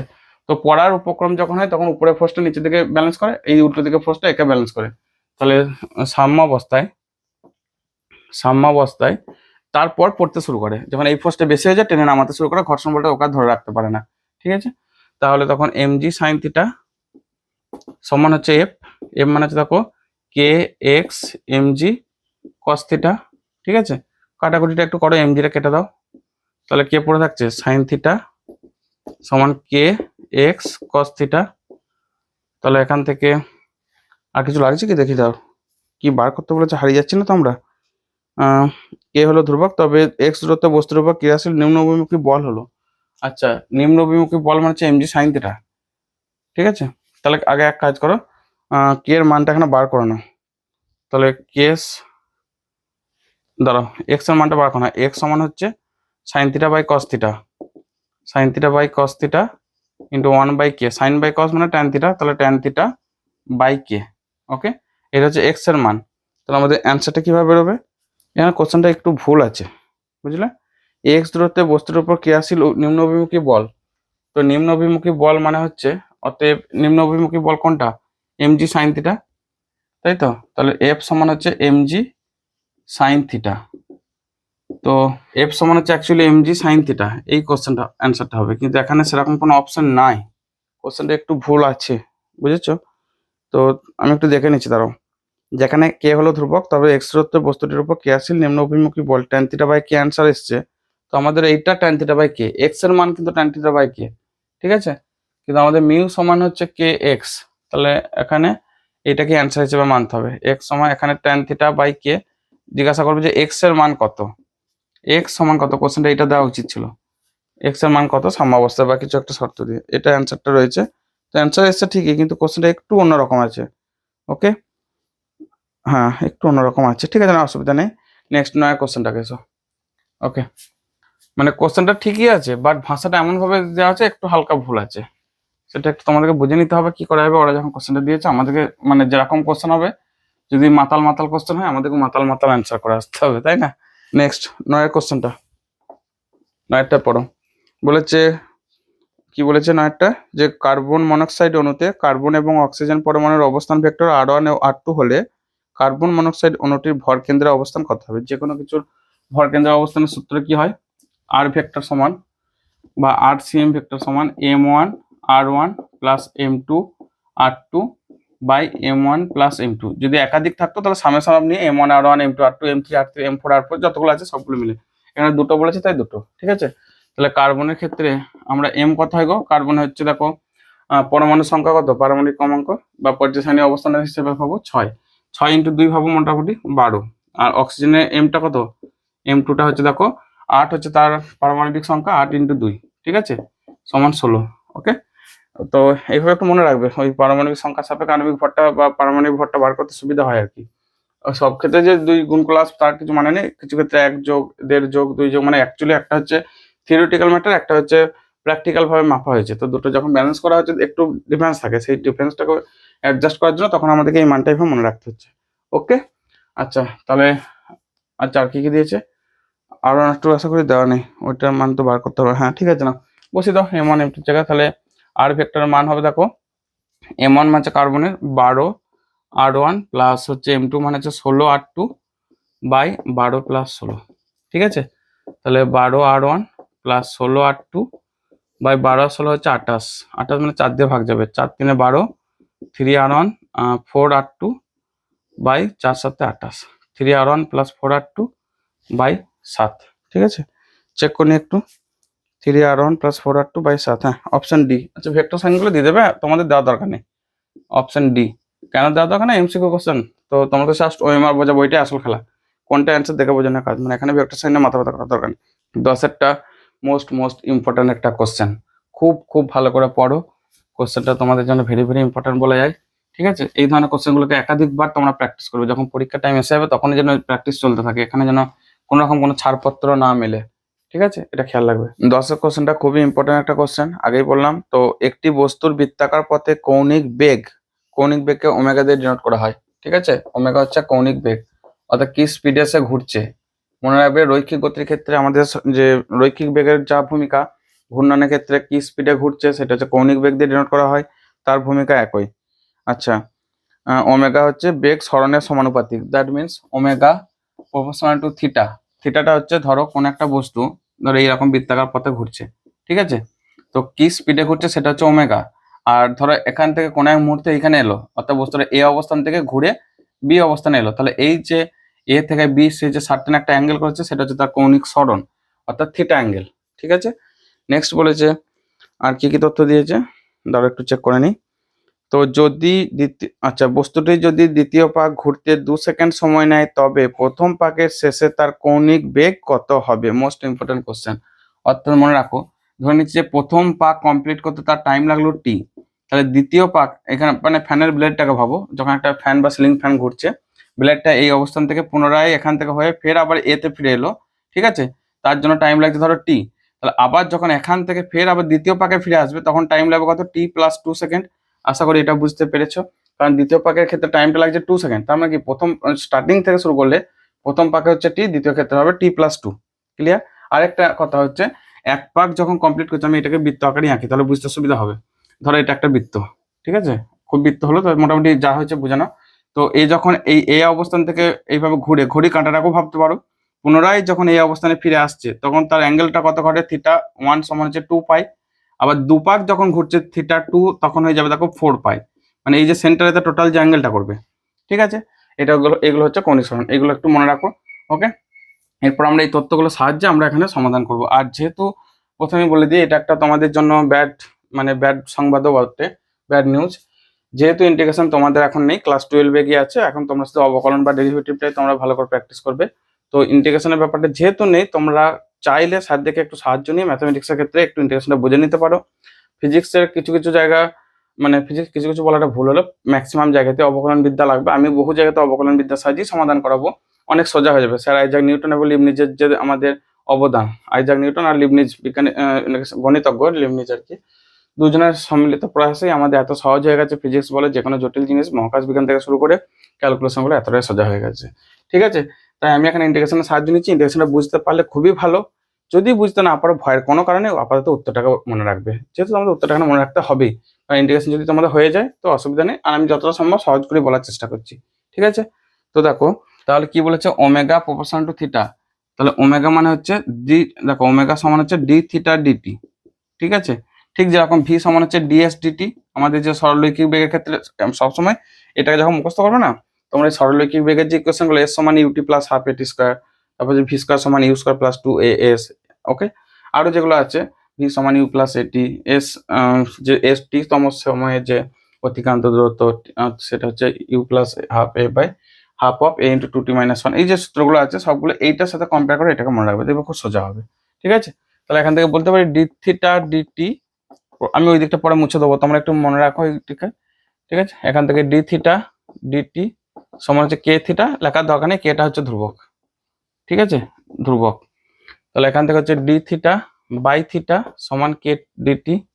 ওকে, এরপরে সমাকলন করে কি করে বুঝবে সমাকলন? এই যে ডি থিটা আছে, ডি থিটা থেকে আমরা থিটা আনবো, মানে এইভাবে ভাবো, ধরো একটা তারের দৈর্ঘ্য হচ্ছে এল, ঠিক আছে? তো তারটাকে যদি আমরা ছোট ছোট করে ভাগ করি, দিয়ে এই যে প্রত্যেকটা পার্ট, এই যে প্রত্যেকটা পার্ট এগুলো হচ্ছে ডিএল, তাহলে এটা হচ্ছে অবকলন করা। আবার যদি এই ছোট ছোট পার্টগুলোকে আঠা দিয়ে চিটিয়ে দিই বা আঠা দিয়ে জুড়ে দিই, দিয়ে এই পুরো লেন্থটাকে আমরা পাচ্ছি ধরো, তো সেটা হচ্ছে সমাকলন করা। মানে অবকলন আর সমাকলন হচ্ছে বিপরীত প্রক্রিয়া। এইভাবে সহজ করে মনে হবে যে এই পেনটাকে যদি আমরা ধরো কেটে কেটে একদম সেই কুচি কুচি বলি যায়, তাই তো কুচি কুচি, তো কেটে কেটে কুচি কুচি করলে ছোট ছোট যে লেন্থ গুলো পাবো সেগুলো হচ্ছে ডিএল, সেটাকে বলা হয় অবকলন করা বা খণ্ডিত করা। আর ডিএল গুলোকে জুড়ে জুড়ে জুড়ে জুড়ে ফের আমরা যখন মানে পুরো পেনটা পেয়ে যাবো, সেটা হচ্ছে আমাদের সমাকলন। তবে এখানে একটা বিশেষ পার্থক্য, খানিকগুলো ধরো মার্বেল এক জায়গায় বসে আছে, মার্বেলগুলো নামানো আছে, তাদের ভরগুলো যখন যোগ করছি, এটা যে বিচ্ছিন্ন সিস্টেম, তখন করা হয় সামেশন বা যোগ। আর যখন একটা কন্টিনিউয়াস একটা তার বা এই পেনটা দেখো কত কাটা আছে কি কাটা নেই, পুরোটা একটাই, ঠিক আছে? মানে এটা হচ্ছে কন্টিনিউয়াস সিস্টেম। বা যখন অবিচ্ছিন্ন সিস্টেম, তখন কিন্তু আমরা সমাকলন অবকলন কাজগুলো করে থাকি। মনে থাকবে এটা? ওকে, তাহলে এখান থেকে দেখো integration of d theta by theta সমান k into integration dt plus এখানে একটা দেখো আমাদের এই যে অবকলনটার ইন্টিগ্রেশনের লগারিদম আছে, ঠিক যেরকমটা মনে রাখবে, dx of d dx of ln x, মানে কি হয় গো 1/x। তাহলে এখান থেকে কি বললাম, ডি অফ এলএন এক্স মানে হচ্ছে ডিএক্স বাই এক্স। তাহলে উল্টো দিক থেকে পাবো যে ডিএক্স বাই এক্স ইন্টিগ্রেশন করলে আমরা পাবো ডি অফ এলএন এক্স মানে হচ্ছে এলএন এক্স পাবো। আশা করি এটা বুঝতে পারলে, মানে অবকলনের সমকলন হচ্ছে অপোজিট। তো এটাকে এলএন এ ধরে নাও, এটা একটা কনস্ট্যান্ট। তাহলে এখান থেকে দেখো এলএন থিটা সমান কেটি প্লাস এলএন এ, বা এখান থেকে এটা মানে লগারিদম আছে বলে এই দিকটা লগারিদম আকারে ধরলাম। তাহলে এলএন থিটা মাইনাস এলএন এ সমান কেটি। তাহলে এখান থেকে এলএন অফ লগেন মাইনাস লগেন কি হয়, খগেন না নগেন, মানে মাইনাস তাহলে বাই হয়ে যায়, থিটা বাই এ সমান হচ্ছে কেটি। এলএনটাকে তুলে তো এখানে নিধানটা আছে কত ই, মানে ই নিধান সাপেক্ষে, তাহলে থিটা বাই এ মানে হচ্ছে ই টু দি পাওয়ার কেটি। তাহলে থিটা বাই এ সমান ই টু দি পাওয়ার কেটি। ওকে, এইটাই আমাদের দরকার, অর্থাৎ থিটা সমান A into E to the power KT. এটাকে আমি শর্টে একটু লিখে রাখছি, আমি উপরে ভালো করে লিখছি, এই দিকগুলো মুছে দেবো বললাম একটু আগে। এরপরে আমাদের বাকি অঙ্কটা পড়ে আছে, আশা করি এগুলো একটু বুঝতে পেরেছো। এই অবকলনটা তোমরা ভালো করে শিখে নাও, তাহলে সমাকলন ইজিলি বুঝতে পারবে, ঠিক আছে? আর সমাকলন খুব ইন্টারেস্টিং, প্রচুর অঙ্ক করতে, সমাকলন ছাড়া চলবেই না আর কি, আবার অবকলন ছাড়া সমাকলন হবে না। তাহলে এখান থেকে যত মানে এখানে একটা কথা বলে রাখি, ক্লাস 11 অবকলনটা যে যত পারা স্ট্রং হও, যত বেস্ট অফ বেস্ট তোমার দিতে পারবে, ততক্ষণ সমাকলন ততটাই বেস্ট হবে, পুরো ম্যাথটাই তোমার কাছে ইজি হয়ে যাবে। ওকে, আর ফিজিক্সে তো সবসময় অবকলন লাগবে। থিটা সমান A into E to the power KT. Okay, আচ্ছা, এরপর আমাদের তথ্যগুলো বসাও। প্রথমে বলেছে যে একটু আগে দিয়েছিলাম টি ওয়ানটা, যে এক পাক মানে থিটা যখন 2 পাই, ঠিক আছে, থিটা 1 সমান যখন লিখছি 2 পাই, তখন এক পাকের ক্ষেত্রে তার টাইম লাগছে কত টি, তাহলে 2 পাই সমান A into E to the power KT. আর থিটা 2টা যখন 2 পাক ঘুরছে মানে কি 4 পাই হয়ে যাচ্ছে, ঠিক আছে, 4 পাই, তাহলে তখন 4 পাই সমান A into E to the পাওয়ার, এই টাইমটা কত ছিল কে ইন্টু এক পাকের জন্য টি, দ্বিতীয় পাকের জন্য আরো 2 সেকেন্ড মানে 2 বেশি, তাহলে টি এর জায়গায় টি প্লাস 2 লিখে দাও, এই দুটোকে ভাগ করে দাও। এইটা 1 নম্বর ইকুয়েশন, এটা 2 নম্বর ইকুয়েশন। 2 ভাজিত 1, দেখো কি পাচ্ছি 4 পাই বাই 2 পাই সমান এ এ কেটে যাবে, তাহলে এখান থেকে এটা ভাগ করলে কত হবে, E to the power K T plus 2 minus K T, মানে এটাকে এটা ভাগ করলে ভাগের সময় পাওয়ারগুলো মাইনাস হয়ে যায়, জানো এটা। তাহলে এখান থেকে 2 সমান হচ্ছে ই টু দি পাওয়ার কে টি কেটে যাচ্ছে 2 কে, ঠিক আছে। এলএন 2 মানে হচ্ছে দেখো 2 কে, তাহলে এখান থেকে কে সমান হচ্ছে দেখো এলএন 2 বাই 2। ওকে, উভয় পক্ষ আবার লগারিদম নিয়ে নিলাম এই জায়গাটা এসে। আচ্ছা, কে এর মানটা আমাদের জানা নেই বলে এইভাবে রাখলাম, কে সমান ln 2/2। এখন বলছে ফাইনাল কথা কি বলেছে চেক করে নি, যে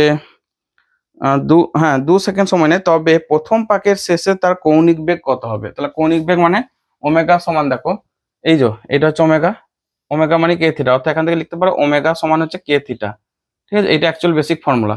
তাহলে ওমেগা সমান যখন কে থিটা, কে মানে হচ্ছে কত ln 2/2, তাহলে প্রথম পাকের ক্ষেত্রে থিটাটা কত হয় 2 পাই, একটু আগে লিখতে হবে থিটা 1 মানে হচ্ছে 2 পাই, যখন প্রথম এক পাক ঘুরছে 2 পাই, 2 পাক গুলো 4 পাই, 3 পাক গুলো 6 পাই, এভাবে ঘুরতে হয়, পায়ের মান হচ্ছে 180 ডিগ্রি, ঠিক আছে।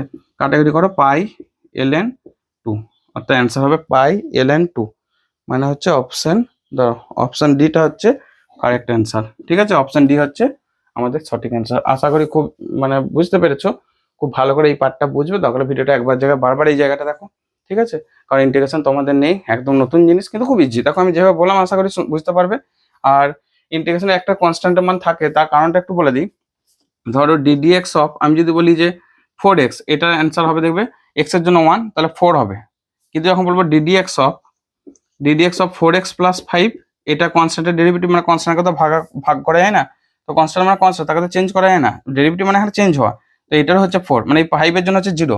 তো দুটোর ক্ষেত্রে যেহেতু এরকম মান, তাহলে এখানে কি দাঁড়াচ্ছে যে যখন কনস্ট্যান্ট একটা দিতে হয়, যখন আমরা ইন্টিগ্রেশন করে বার করে আনবো, ঠিক আছে, এই জন্য আসে এটা। ওকে, তো ডেরিভেটিভ করলে একটাই মান পাবো, বাট ইন্টিগ্রেশন করলে কনস্ট্যান্টটা জুড়ে দিতে হবে। ওকে 11, এম ভরে একটি বল ভি বেগে একজন ব্যাটসম্যানের দিকে ছড়া হলো। ব্যাটসম্যান বলটিকে আঘাত করলো এবং একই বেগে থিটা কোণে বিচ্যুত করলো। বলের ঘাত কত হবে? খুব ইম্পর্টেন্ট। ধরো এটা একটা ব্যাট, ভালো করে থিওরিটা বোঝো, আগে থিওরি বুঝবে তারপর তো প্র্যাকটিস তো করবেই। এটা ব্যাট, ওকে, তো এই দিকে বলটা আসছে এমভি ভরবেগ নিয়ে, ঠিক আছে, এমভি ভরবেগ নিয়ে। এবার ব্যাটটা সাহায্যে এই দিকে কোন একদিকে পিটিয়ে দিল, মানে এই দিকে থিটা কোণে ঘুরিয়ে দিল। ওকে, তাহলে দেখো তার ভরবেগটা চেঞ্জটা কি করে বার করব? ভরবেগের পরিবর্তন মানে হচ্ছে ডেল পি মানে হচ্ছে p2 vector minus p1 vector, যেটা যাচ্ছিল সেটা হচ্ছে p1 ভেক্টর প্রাথমিক ভরবেগ, আর যেদিকে ফ্রি দিল এটা হচ্ছে p2 ভেক্টর, মানে হচ্ছে একই বেগে বেরোচ্ছে, তাহলে এমভি এটা হচ্ছে। তো তাহলে কিন্তু জিরো নয়, মানে এমভি মাইনাস এমভি মানে জিরো, এটা কিন্তু নয়, এটা কিন্তু ভেক্টর, ঠিক আছে, স্কেলার নয় যে সিম্পল ভাবে যোগ বিয়োগ করে দেবো, সেটা হবে না। এটা বার করার জন্য আমরা তাহলে এখান থেকে ডেল পি স্কোয়ার বলে বার করছি, ডেল পি স্কোয়ার মানে হচ্ছে p2 square plus p1 square minus 2p1 p2 cos আলফা। এখানে cos আলফা মানে হচ্ছে এই p1 p2 এর মধ্যবর্তী অ্যাঙ্গেল। তো দেখো p1 p2 এর মধ্যবর্তী অ্যাঙ্গেলটা কোথায় পাবো? এইটা কিন্তু p1 p2 এর মধ্যবর্তী অ্যাঙ্গেল নয়, কারণ এটা এই দিকে আছে, এই দিকে ফিরছে। এই জায়গাটা থেকে ভেক্টরটাকে প্লট করো, আমি এই এ বিন্দু নাম দিচ্ছি, এ বিন্দুতে ভেক্টরটা আঁকছি, দেখো এটা হচ্ছে এ বিন্দু, p1টা এই দিকে, তাহলে এইখানটা হচ্ছে p1, ঠিক আছে, p2টা এই দিকে, তাহলে আমরা এখান থেকে আঁকবো এইদিকে p2, ঠিক আছে। এরপর এটাকে যদি আমরা একটা সামান্তরিক ড্র করি, এটাকে সামান্তরিক ড্র করে এটার প্যারালালে এটা, এটার প্যারালালে এটা, তো এই যে ডিরেকশনটা, এর যে কর্ণটা সেটা হচ্ছে ডেল পি হবে। কেন এমনটা বললাম? কারণ এইখানটায় আমরা এই পি ডেল পিটাকে লিখতে পারি p2 vector plus of minus p1 vector, মানে কি দুটো ভেক্টরের লব্ধি, তো এখানে মাইনাস p1টা হচ্ছে সেটা, ঠিক আছে, মাইনাস p1 এর লব্ধি, তার মানে মাইনাস p1 হচ্ছে অ্যাকচুয়ালি এই দিকে ঘুরতো, সেটা আমাদের করার আর দরকার নেই, এটাকে যদি আমরা লব্ধি করি তাও বার করে নিতে পারো, অসুবিধা নেই, কারণ তাহলে মাইনাস p1 মানে এই দিকটা হবে। তো সেক্ষেত্রে এইটার যে সামান্তরিকটা, অর্থাৎ নাম দিতে দাও এক্স ওয়াই জেড, এটা কি নাম দেবো? আর ডব্লিউ এক্স ওয়াই জেড, এই যে সামান্তরিকটা সেটা হচ্ছে কিন্তু এই যে কর্ণটা বোঝাচ্ছে। ওকে, এই কর্ণটা থেকে আমরা ডেল্টা বার করব। তো তাহলে আমাদের এটা দরকার নেই, এই দিকটা বার করলে চলবে, অসুবিধা নেই। তাহলে এই অ্যাঙ্গেলটা কত হচ্ছে? এই অ্যাঙ্গেলটা যদি থিটা হয়, তাহলে এইখানে অ্যাঙ্গেলটা দেখো, এটা হচ্ছে 180 মাইনাস থিটা, অর্থাৎ 180 মাইনাস থিটা মানে পাই মাইনাস থিটা। তো তাহলে কস আলফার মানটা এখানে লিখে রাখছি, আলফা সমান 180 ডিগ্রি মাইনাস থিটা, ঠিক আছে। তাহলে এই মানটা কত হবে? p2 স্কয়ার মানে হচ্ছে mv তার হোল স্কয়ার প্লাস mv তার হোল স্কয়ার। মাইনাসটা কেন আছে? এইখানে মাইনাস থাকার জন্য। তোমরা এই থিওরিটা আশা করি খুব ভেক্টর সাইন মানে ভেক্টর চ্যাপ্টারটাকে 9 করে 2 থেকে 5 বার পড়বে ভালো করে, ওই চ্যাপ্টারটা ছাড়া ফিজিক্স অচল, ঠিক আছে, আর অবকলন ছাড়াও ফিজিক্স অচল। Minus 2mv into mv into cos of pi minus theta, ঠিক আছে। তাহলে mv তার স্কোয়ার প্লাস mv তার হোল স্কোয়ার, এটা দেখো কস পাই মাইনাস থিটা মানে হচ্ছে মাইনাস কস থিটা, তাহলে 2mv তার whole square into cos theta, মাইনাসটা প্লাস হয়ে গেল, ঠিক আছে। তাহলে এখান থেকে একটু কাজ আছে আমার, ডেল পি স্কোয়ার মানে হচ্ছে 2 ইন্টু mv তার হোল স্কোয়ার প্লাস 2mv তার whole square into cos theta. Okay, তো এটাকে আমরা কমন নিই, 2m square V square 1 plus cos 2 theta ভাবো এটাকে, অংশ কোণের ফর্মুলা মনে আছে? কত লিখি বলো তো? 1 প্লাস কস 2 থিটা সমান হচ্ছে 2 cos square theta by 2 cos square theta. তাহলে এখানে কস 2 থিটার জায়গায় শুধু থিটা আছে, তাহলে এখানেও থিটার জায়গায় থিটা বাই 2 ভাবো, মানে এটাকে হাফ করে দাও, 1 প্লাস কস থিটা সমান হচ্ছে 2 কস স্কোয়ার, এইখানে থিটাটাকে হাফ করে দাও, এখানে হাফ করে দাও, কস স্কোয়ার থিটা বাই 2, এই যে ফর্মুলাটা এটা ইউজ করো। তাহলে এখান থেকে 2m square V square into 2 cos square theta by 2, 2 2 4, তাহলে এখান থেকে ডেল পি স্কোয়ার মানে হচ্ছে 4m square V square cos square theta by 2, তাহলে এখান থেকে ডেল পি সমান আসবে, দেখো কি হবে, 2mv cos theta by 2mv cos theta by 2, আগে অপশনটা মেলায়, হ্যাঁ লাস্টের অপশনটা অপশন ডি, তাহলে কারেক্ট অ্যান্সার কোনটা হবে? অপশন ডি, ঠিক আছে, খুব ভালো করে বুঝবে। ওকে, আর দুটো ভেক্টরের মধ্যবর্তী অ্যাঙ্গেল মানে এই ভেক্টরটা যদি আমি সরিয়ে নেই, মনে রাখবে এই ভেক্টরটা দিক আর মান চেঞ্জ না করে, ধরো এই পেনটা এখান থেকে, এটা দূরত্বটা হচ্ছে পেনটা, এখান থেকে না আমি এখানে বসাতে পারি, এখানে বসাতে পারি, এখানে বসাতে পারি, কিন্তু শর্ত হচ্ছে এটা যে দিকে আছে সেই দিকে রাখতে হবে, এখান থেকে দূরত্ব যতটা সেই ততটাই ডিস্টেন্স রাখতে হবে, মানে দৈর্ঘ্যটা। ঠিক আছে, এইভাবে ভেক্টরকে সরানো যায়। ওকে, 11 কমপ্লিট। নেক্সট আমরা সেকশন বি ঢুকছি, 12টা। তবে এখানে অনেক সোজা সোজা কোশ্চেন পাবো, খুব দ্রুত এগিয়ে যেতে পারবে। মানে এই যে সেকশনটা এখানে আগের বছর সাপেক্ষে উল্টোটা করেছে, আগে বি সেকশন মানেই ছিল বিরাট বড় বড় বড় কোশ্চেন, ধীরে ধীরে এখনো জানি না পরে পেজগুলো আবার কি করেছে, আমি অত উল্টো পাল্টা দেখিনি, এটার সাপেক্ষে বললাম। অ্যাকচুয়ালি একটা পেজের সাপেক্ষে কখনোই মানে কমেন্ট করা উচিত না, তাই না? দা বুক ক্যান নট বি জাজ বাই এ কাভার। সো একটা পেজ দেখি আমরা বলতে পারি না বইটা কতটা ভালো কতটা মন্দ। অবশ্যই ডাইমেট্রিন বই প্রশংসা যোগ্য অবশ্যই, কারণ ভুল ত্রুটি অনেক কম থাকে, স্ট্যান্ডার্ড কোশ্চেন থাকে, আমারও ভালো লাগে। তো এবিটিএ কোশ্চেন বা ডব্লিউবিটিএ টেস্ট পেপার থেকে ওখানে এখানে প্রায় একই টাইপের কোশ্চেন থাকে। ওকে, 12 একটা বিবৃতি দিচ্ছে, ঘাত বলের প্রভাবে কোনো বস্তুর অবস্থানের লক্ষণীয় পরিবর্তন ঘটে না। লক্ষণীয় পরিবর্তন ঘটে না মানে ঘটে কিরকম? দেখো, ধরো ব্যাটে করে বলটা, একটু আগে যে ব্যাটটা গেছিলাম বাবু, ব্যাটে করে বলটা স্ট্রাইক করলো, ঠিক আছে, বা ক্রাম গুটিটার সাহায্যে মানে স্ট্রাইকারটার সাহায্যে ক্রাম গুটিটাকে স্ট্রাইক করলো, বা ফুটবলটাকে পায়ের সাথে কিক করলো। তো ঘাত বল মানে এখানে একটা খুব যদি খুব অল্প পরিমাণ বল, বিশাল পরিমাণ বল খুব অল্প সময়ের জন্য ক্রিয়া করছে, তো বলটার সঙ্গে সঙ্গে তো তাকে পাঠিয়ে দিচ্ছে, অবস্থান চেঞ্জ করছে, তার মানে এটা সঠিক নয়, অবস্থান পরিবর্তন ঘটে। পায়ে করে যখন ফুটবলটাকে কিক করি তখন তো ফুটবল সরে চলে যায়, তাই না? 2 নম্বরটা বলছে মানে কারণটা, ঘাত বলের ক্ষেত্রে বল প্রয়োগের সময় খুব ছোট হয়, বল প্রয়োগের সময়টা খুব ছোট। হ্যাঁ, এটা খুবই সূক্ষ্ম সময়, মনে রাখবে ব্যাটটা যখন বলটাকে আঘাত করছে, বলটার ব্যাটটা কতক্ষণ টাচে থাকে, খুব অল্প সময়ের জন্য, কিন্তু বিরাট পরিমাণে একটা ফোর্স অ্যাপ্লাই করা হয়, তাই না? তো তাহলে এটা সঠিক, তাহলে প্রথমেটা সঠিক নয়, লাস্টেটা সঠিক, তার মানে 12 অ্যান্সার কোনটা হবে? এ সঠিক নয় কিন্তু আর সঠিক, 12 অ্যান্সারটা হচ্ছে অপশন ডি। এগুলো মুখোমুখি মানে স্কোরিং কোশ্চেন, এগুলো দেখা মাত্র অ্যান্সার বার করা আসবে, সময় নেবে না। বাকি যেগুলো সময় নেবে তখন সেগুলোতে অ্যাডজাস্ট করতে পারবে। নেক্সট 13টা, এটাও তাই। বিবৃতি দিয়েছে কোনো বস্তু সুষম বৃত্তীয় গতির ক্ষেত্রে এর রৈখিক ভরবেগ পরিবর্তিত হয় কিন্তু গতিশক্তি অপরিবর্তিত থাকে। দেখো, রৈখিক ভরবেগ মানে হচ্ছে বৃত্তীয় গতি বলেছো তো নাকি?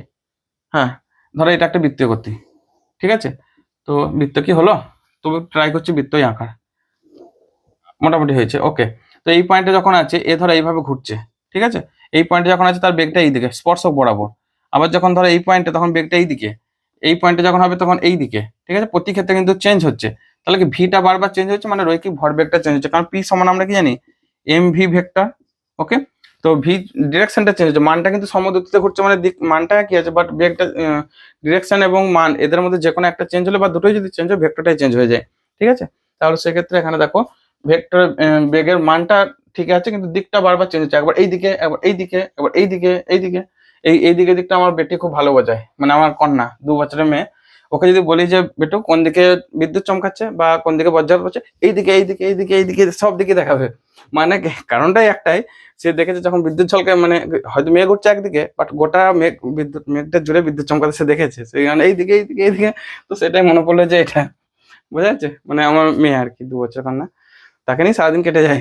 সো তার মাঝখানে তোমাদের ভিডিও আর সবই তো ব্যবস্থা করতে হয়, নিজের ইন্টারভিউ আর সব কিছুর জন্য প্রিপারেশন। ইন্টারভিউ করতে সরকার চেঞ্জ হলো তো, মানে আগে ছিল তৃণমূল সরকার, এখন বিজেপি সরকার, সবকিছু জানো, এগুলো নিয়ে কোনো রাজনীতির পক্ষে আমি যাচ্ছি না, রাজনীতির সমর্থনে যাচ্ছি না, এখন আমাদের ওয়েট করতে হচ্ছে মানে এসএসসিটার জন্য। ইন্টারভিউ লিস্টে নাম আছে কিন্তু এখনো ইন্টারভিউ যতক্ষণ হচ্ছে তোমাদের জন্য তো তখন আসতে পারছি না, ঠিক আছে না, তারপর জানাবো কোথায় কি হলো না হলো সবই জানাবো। নেক্সট বলেছে হ্যাঁ, গতিশক্তি অপরিবর্তিত থাকে। গতিশক্তি মানে কি গো, কোথায় লিখি কোথায়, এখানে লিখছি, ই সমান হচ্ছে দেখো half M V square, half M V square মানে হচ্ছে half M of a V vector dot V vector, ঠিক আছে, তার মানে ভি ডট ভি মানে ভি স্কোয়ার। খেয়াল করো ডট প্রোডাক্ট মানে স্কেলার, স্কেলার মানে হচ্ছে তার শুধু মানটা নিয়ে কাজ, মানে এটা হচ্ছে স্কেলার, মনে রাখবে এটা হচ্ছে স্কেলার আর ভরবেগটা হচ্ছে ভেক্টর। ওকে, তো স্কেলার যখন হবে স্কেলারের মানটা যদি সমদূরত্বে ঘুরছে মানটা একই আছে কিন্তু দিকটা বারবার চেঞ্জ হচ্ছে, তো এখানে তো দিকের কোনো ব্যাপার নেই, তাহলে গতিশক্তি একই থাকে, ঠিক আছে, আশা করি বুঝলে।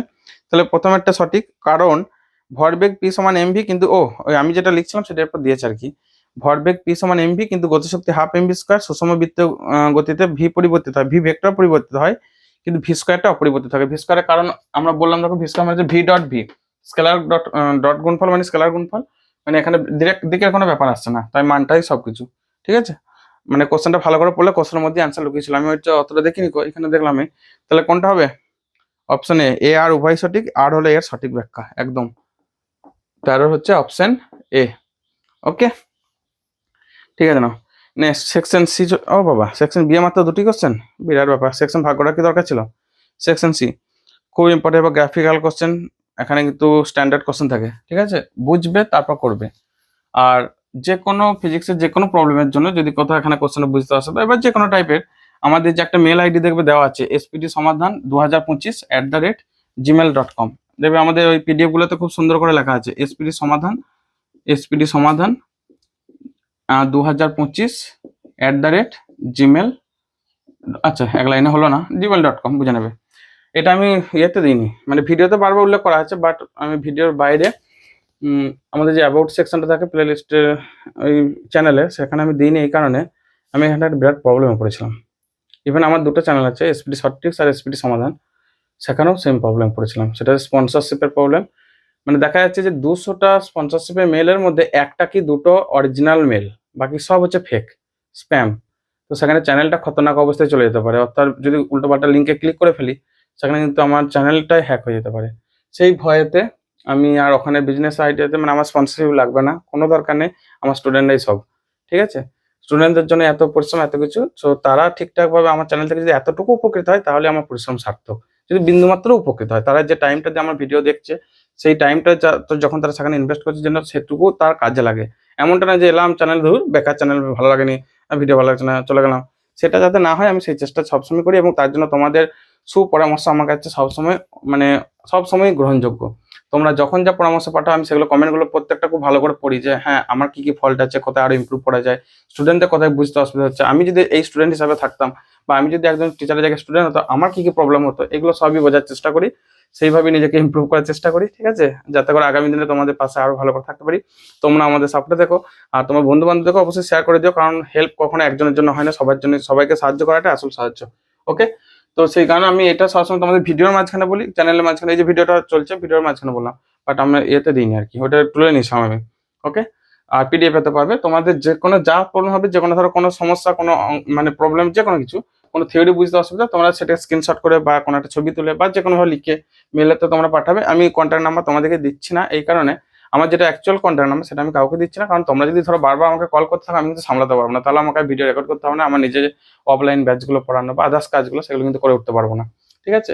তার জন্য মেল আইডিটা দেওয়া, যে কোনো মেলেতেই সব সমস্যার সমাধান হয়ে যায়, তাই কন্ট্যাক্ট আইডি অত লাগে না, কিন্তু মেলটাকে সবসময় প্রেফার করলাম, মানে অল টাইম তোমাদের যা সমস্যা তোমরা মেলে তো আমার সাথে যোগাযোগ করবে। ওকে, আচ্ছা, নেক্সট হচ্ছে 14টা সরল রেখা বরাবর গতিশীল একটি কণার বেগ সময় লেখচিত্র দেওয়া আছে। কোন লেখচিত্রটি কণাটি ত্বরণ সময় লেখচিত্র কণাটির ত্বরণ সময় লেখচিত্রকে নির্দেশ করে? আসলে বইটা একটু দূরে নামানো আছে, চেয়ারে রাখা আছে, তো আমার দেখতে একটু অসুবিধা হচ্ছে, ছোট ছোট লেখা, সেই জন্য ধাঁধিয়ে যাচ্ছে মাঝে মাঝে। আচ্ছা, ধাঁধা চলে আসছে, কোনো অসুবিধা নেই, সামনে আবার লাইট গুলো জ্বলছে।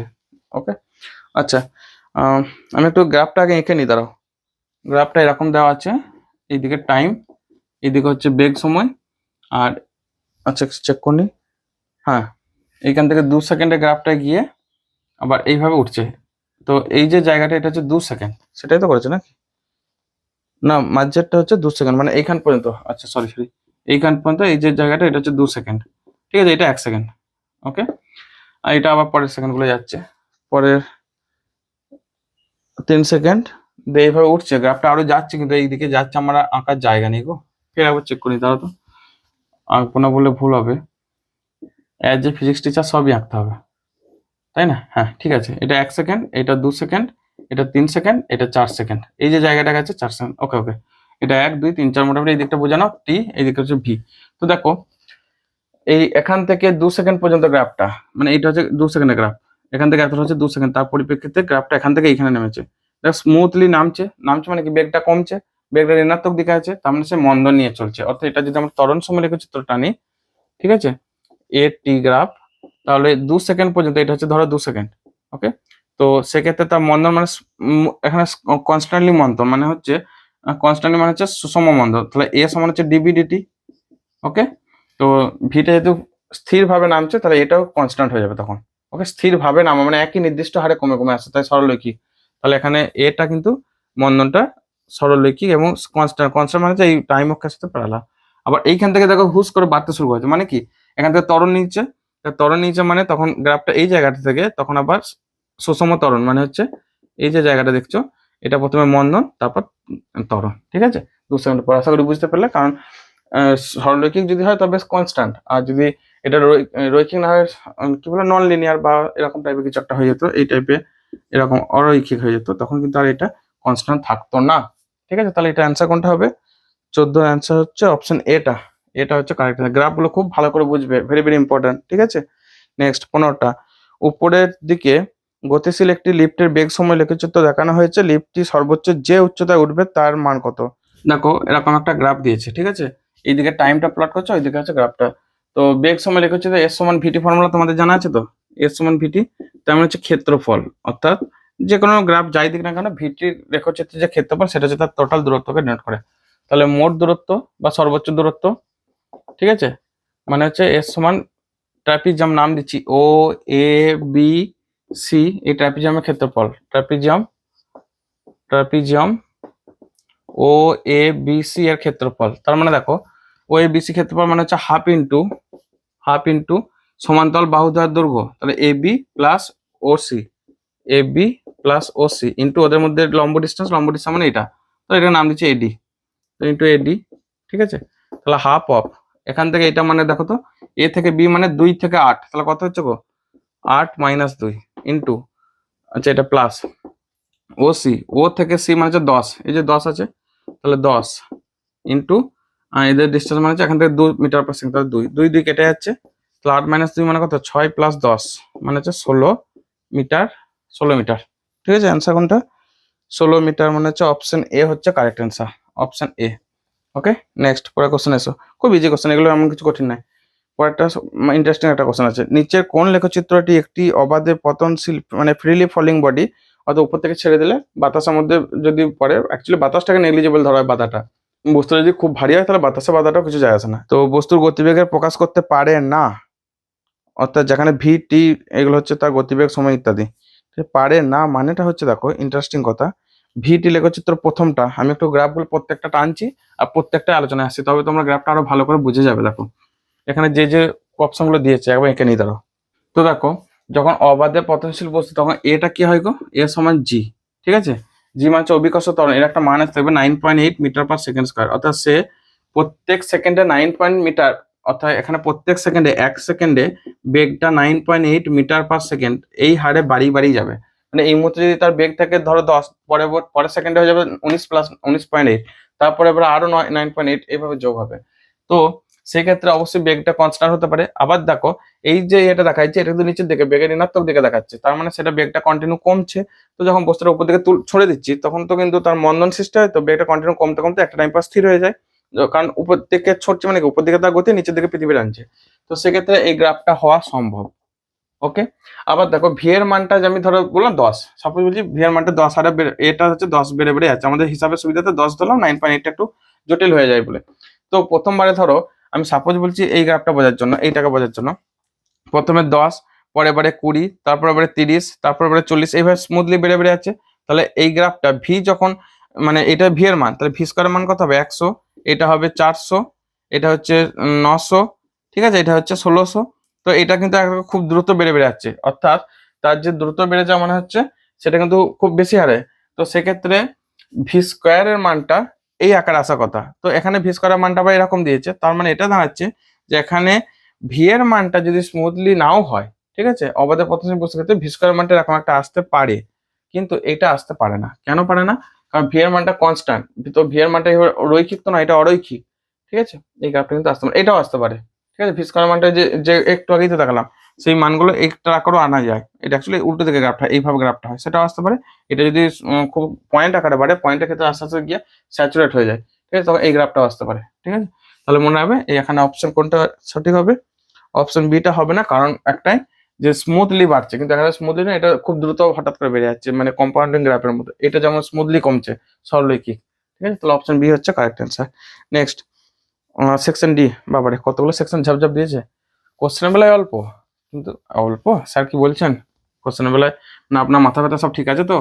কোশ্চেন অল্প, 35টা কোশ্চেন, এমনি নয় বাবা গো। তোমরা যেমন 35টা আনসার করছো, আমরা তো অবশ্যই 3 ঘন্টা টাইম পেতাম, আমরা কিন্তু অ্যান্সার করেছি কটা গো, কটা? 90টা, 90 নম্বরের। ঠিক আছে, না 90 না 80 নম্বরের, 20 নম্বর প্র্যাকটিক্যালটা থাকতো। ওকে, নেক্সট 17টা তিনটে সংখ্যা দিয়েছে, এই সংখ্যাগুলির যোগফল উপযুক্ত তাৎপর্য সংখ্যার সাহায্যে অঙ্ক সংখ্যায় আছে, তার অঙ্ক সংখ্যা কতগুলো হবে।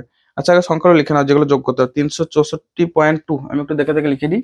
364 64 লিখছি, অঙ্কে ডন হয়ে যাবো তো তাহলে, তাই না? 364.2, 301.32, 301.32। ছোট ছেলের যোগ শেখাচ্ছি গো, ক্লাস 1-এর দশমিকের যোগ কখন শিখেছো? ক্লাস 2-3 মনে হচ্ছে শিখেছো, দেখবে 0.201, 0.201। নিয়ম তো সবাই জানো, দশমিকের নিচে দশমিকটাকে রেখে বাকি সব যে সংখ্যা যেখানে যা থাকছে থাকুক। যোগ করো, 1 2 3 আর 2 5 আর 2 7, 4 আর 1 5, 6 3 3 6, ঠিক আছে, 665.71। তাহলে যোগফলটা কত দাঁড়ালো? দেখো যোগফল 665.71। এরপর ইন্টারেস্টিং কোশ্চেনটা আছে যে আমি ক ঘর পর্যন্ত দশমিকে নেবো, তত ঘরই নেবো মিনিমাম, এখানে যত ঘর আছে দশমিক পর। এই সংখ্যাটা দেখো দশমিকের পর 1 ঘর আছে, এটা কত দশমিকের পর 2 ঘর আছে, এটা 3 ঘর।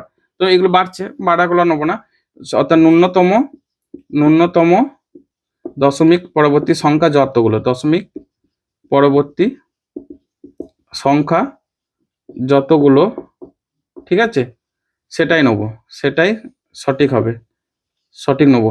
তার মানে কি এখানে দশমিকের পর 1 ঘর আছে, এটাই ন্যূনতম, বাকিগুলো 2 ঘর আছে, এটা 3 ঘর আছে, এগুলো নেবো না। তাহলে এখানে দশমিকের পর 1 ঘরটা নাও, 665.7। তাহলে মোট কটা সংখ্যা? 1টা 2টো 3টে 4টে, অর্থাৎ 4টি তাৎপর্যপূর্ণ সংখ্যা।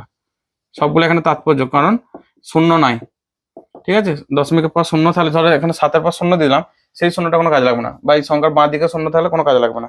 তাহলে 4টে তাৎপর্যপূর্ণ সংখ্যা। ওকে, 4 মানে অপশন কোনটা? Option B, option B. Next 17 হলো, হ্যাঁ 18।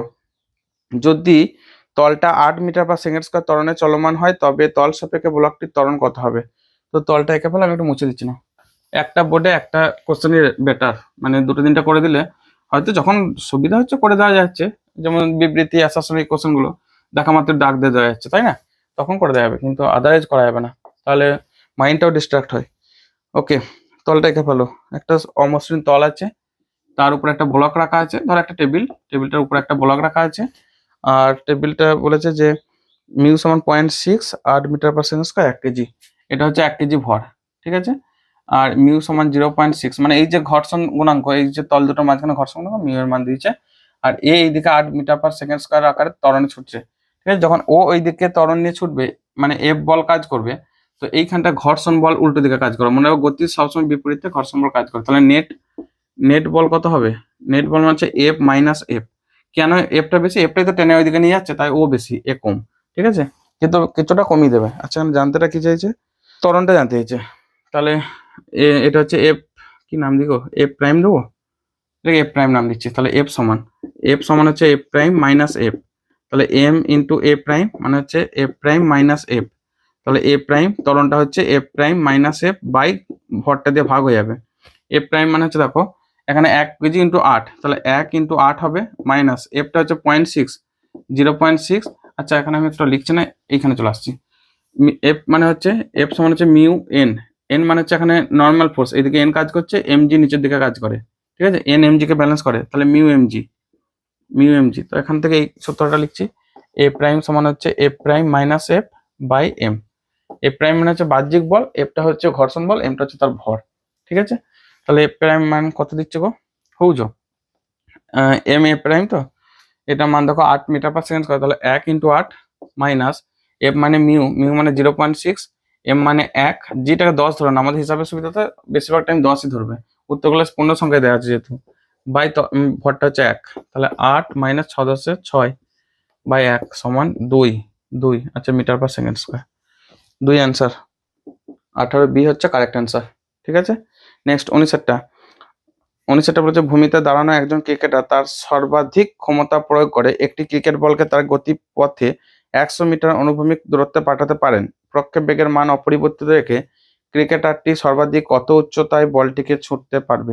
আচ্ছা প্রজেক্টাইল মোশন বা প্লাসের গতি যে তোমাদের পার্টটা আছে, সেখানে আমি কয়েকটা কথা আগে বলে দিই, থিওরিটা একটু আলোচনায় আসছি, দিয়ে তারপর অঙ্কটা সলভ করাচ্ছি, ঠিক আছে।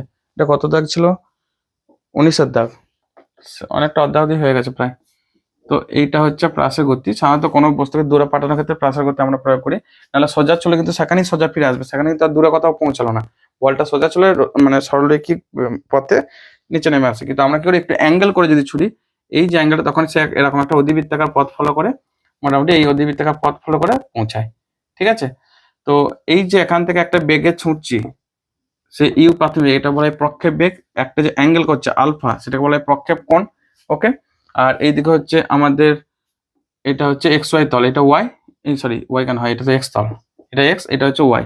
তাহলে ইউ ওই দিকে যাচ্ছে।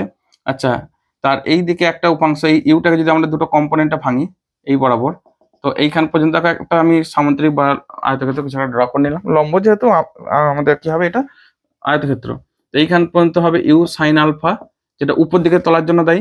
আর এই দিকে এতটা পর্যন্ত হবে দেখো ইউ কস আলফা, যেটা এখানে অনুভূমিক পথে এগিয়ে নিয়ে যাওয়ার জন্য দায়ী। ঠিক আছে, আরটা হচ্ছে তার রেঞ্জ, কতটা ম্যাক্সিমাম দূরত্বে পাঠানো গেল সেটা হচ্ছে আর। আর এখান থেকে এটা হচ্ছে এইচটা হচ্ছে সর্বাধিক উচ্চতা, এই উচ্চতা মানে এই যে পয়েন্টটা দেখছো, এই পয়েন্টটা পর্যন্ত উচ্চতা, ম্যাক্সিমাম হাইটে কতটা উঠলো, এতগুলো তথ্য আমি বললাম। এই তথ্যগুলো একটু সম্পর্কে আমরা একটু আলোচনা করে নিই। এইচ বার করার সময় উপর দিকে শুধু ইউ সাইন আলফা কাজ করছে, তবে ভি স্কোয়ার সমান ইউ স্কোয়ার মাইনাস 2gh, এই ফর্মুলা ইউজ করো। ঠিক আছে, 2gh। তাহলে এখান থেকে ভি স্কোয়ার মানে ম্যাক্সিমাম হাইটে গেলে তো উপর দিকে ওই যে লম্ব বেগটা 0 হয়ে যায়, তাহলে 0 স্কোয়ার, ইউ মানে হচ্ছে উপর দিকে কে কাজ করছে, ইউ সাইন আলফা। ঠিক আছে, ইউ সাইন আলফা তাহলে স্কোয়ার মাইনাস 2g, এইচটা এখানে ক্যাপিটাল এইচ মানে সর্বাধিক উচ্চতার জন্য।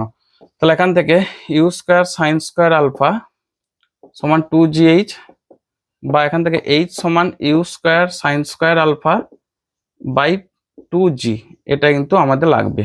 তাই আমি একবার থিওরিটা আলোচনায় আনলাম। ঠিক আছে, আরেকটা হচ্ছে এইদিকে রেঞ্জটা পাওয়ার জন্য, এই দিকে উপর দিয়ে ওঠার সময় যে টাইম পর্যন্ত যাচ্ছে, এখান থেকে এটা পৌঁছাতে সেই টাইম আমরা ধরতে পারি। তাহলে রেঞ্জ সমান এইদিকে যে বেগের উপাংশ ইউ কস আলফা ইন্টু যে টাইম পর্যন্ত সে উঠে থাকছে টিটা বার করার জন্য দেখো, এখান থেকে আমাদের হাইটের ক্ষেত্রে ভাবতে পারো ভি সমান, কোথায় লিখি গো, উপর দিকটা শুধু ভাবো, উপর দিকটা ভি সমান ইউ মাইনাস জিটি, ভি সমান ইউ মাইনাস জিটি। ঠিক আছে, তো ভি মানে ম্যাক্সিমাম হাইটে গিয়ে টাইমটা তো 0, তো এখান থেকে এই যে টাইমটা সেটা হচ্ছে t/2 হয় অ্যাকচুয়ালি, মানে বুঝুন মনে রাখবে, এখান থেকে এটা টাইম যেটা t/2, এখান থেকে t/2, টোটাল হচ্ছে t। তাহলে আমি কাজ করি, ভি সমান ইউ মাইনাস জি t/2, ঠিক আছে, টি লিখছি এটাকে তখন 2t লিখতে হবে। কেন বলো তো, যে এখান থেকে এটা টাইমটা হাফ টাইম, বাকি এটার নামটা হাফ টাইম। ঠিক আছে, তাহলে এখান থেকে এটা মানে এখান থেকে এটা t/2 হাফ টাইম, বাকি এটা হাফ টাইম, টোটাল হচ্ছে 2t। তাহলে এটা লিখছি 0 সমান ইউ মাইনাস জিটি। তাহলে এখান থেকে ইউ মানে হচ্ছে এখানে ইউ, আচ্ছা এখানে লিখি U prime, U sine alpha minus GT. ঠিক আছে, তাহলে টি মানে হচ্ছে দেখো U sine alpha by G. আমি এগুলো কিন্তু মুছে দেবো, তোমরা কিন্তু মাথায় রাখো, আমি একবার থিওরিটা আলোচনায় আনছি তোমাদের সুবিধার্থে। তাহলে এখান থেকে দেখো U cos alpha into 2 into টিটা হচ্ছে দেখো U sine alpha by G, U sine alpha by G. That means U square 2 sine alpha cos alpha মানে হচ্ছে সাইন 2 আলফা বাই জি। তো এই আরটা ম্যাক্সিমাম হওয়ার জন্য এখানে ইউ আর জিটা একটা ম্যাক্সিমাম স্পিড আমরা দিতে পারি, তো সাইন 2 আলফাটা ম্যাক্সিমাম হয়, তাই তো, মানে এখান থেকে যত বেশি দূরত্ব আমরা পাঠাতে পারবো বলটাকে। তো সেক্ষেত্রে সাইন 2 আলফা ম্যাক্সিমাম কত হয়, সাইন 2 আলফা ম্যাক্সিমাম এর মানে সাইন 90 মানে 1। তাহলে এখান থেকে 2 আলফা সমান হচ্ছে 90, আলফা মানে হচ্ছে 45। এই আলফার মান যখন আমরা বসাবো, আর এর মানটা আসবে এখানটা সাইন 90 হয়ে যাবে, তাহলে U square by G. Okay, আর এর মান হচ্ছে কি ইউ স্কোয়ার বাই জি। আর যখন এইচ এর মানে বসাবো, দেখো এই জায়গাটা U square sine square alpha মানে কি সাইন 45, তাহলে সাইন স্কোয়ার 45 বাই এখানে 2g, তাই তো আসছে, চেক করে নিচ্ছি দাও।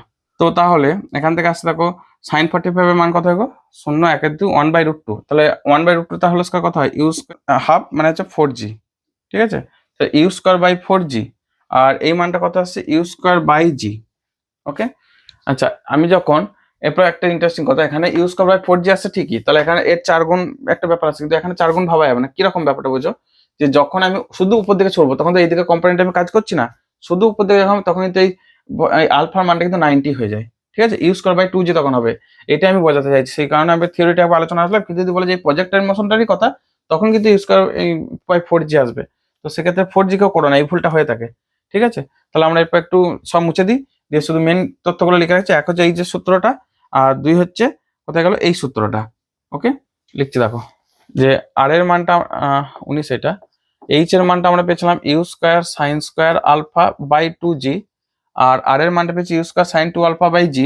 তো এর ম্যাক্সিমাম মান হচ্ছে U square by G, maximum দূরত্ব, তাহলে এখানে সাইন 2 আলফা ভুলে যাও।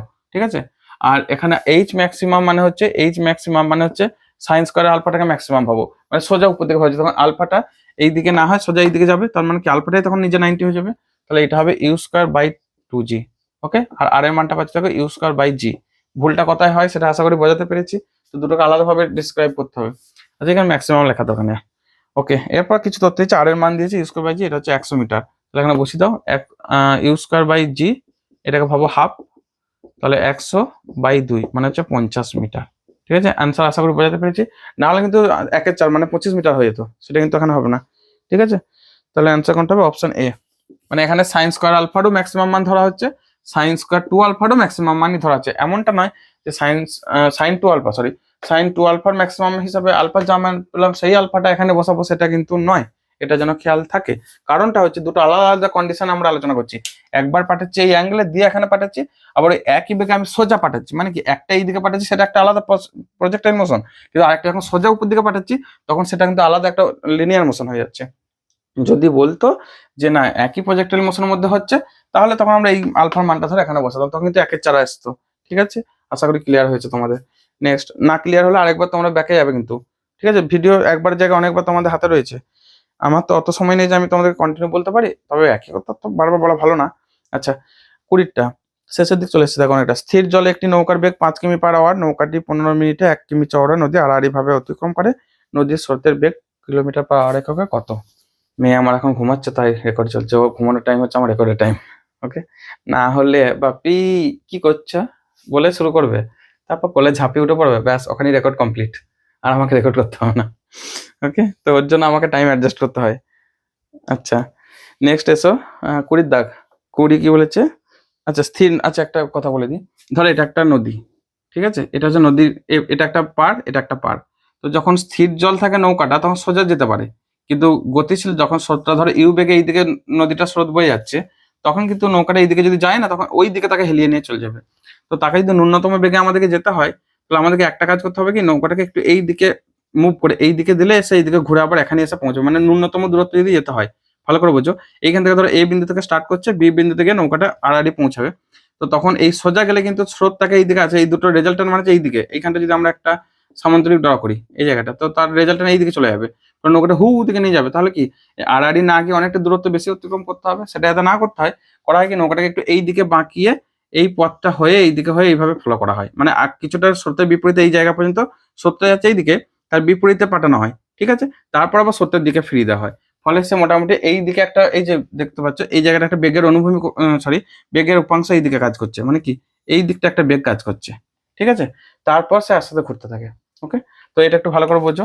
তাহলে সেক্ষেত্রে আমাদের টার্মগুলো কিভাবে আসবে, সে যখন আড়াআড়ি যাচ্ছে তার আড়াআড়ি বেগের উপাংশ, এটা হচ্ছে স্রোতের বেগ, এটা স্রোত। ওকে, আর ভিটা হচ্ছে এখানে তার আড়াআড়ি বেগের যে উপাংশ। তো এখানে কি দিয়েছে দেখে নি, দাঁড়া, নৌকার বেগ 5 কিমি/আওয়ার, আচ্ছা ভিটা, আর তাকে পাঠাতে হবে অ্যাকচুয়ালি এইদিকে, তো এটা ডব্লিউ, অ্যাকচুয়ালি রেজাল্টেন্ট বেগটা সে এইদিকে নিয়ে ছুটবে, মানে এইদিকে আমি আড়াআড়ি করলে সে মোটামুটি এইদিকে একটা বেগ নিয়ে এই বরাবর ছুটবে। ঠিক আছে, তো এটাকে যদি আমরা ঠিকঠাক ভেক্টরিয়াল নিয়ে আসি, আমরা এই দিকটা না নিয়ে আমরা কাজ করি এই দিকটাকে নিই, এই দিকটা ইউ, এটাকে মাইনাস ইউ ভাবো, তাহলে এটা ডব্লু, এটা হচ্ছে ভি। অর্থাৎ ভি ভেক্টর সমান, এটা তো রেজাল্টেন্ট, ভি ভেক্টর সমান দেখো W plus of minus U. V vector সমান হচ্ছে, আমি এখানে লিখে দিই একবার, ভি ভেক্টর সমান হচ্ছে W vector plus of minus U vector, মানে W vector minus U vector.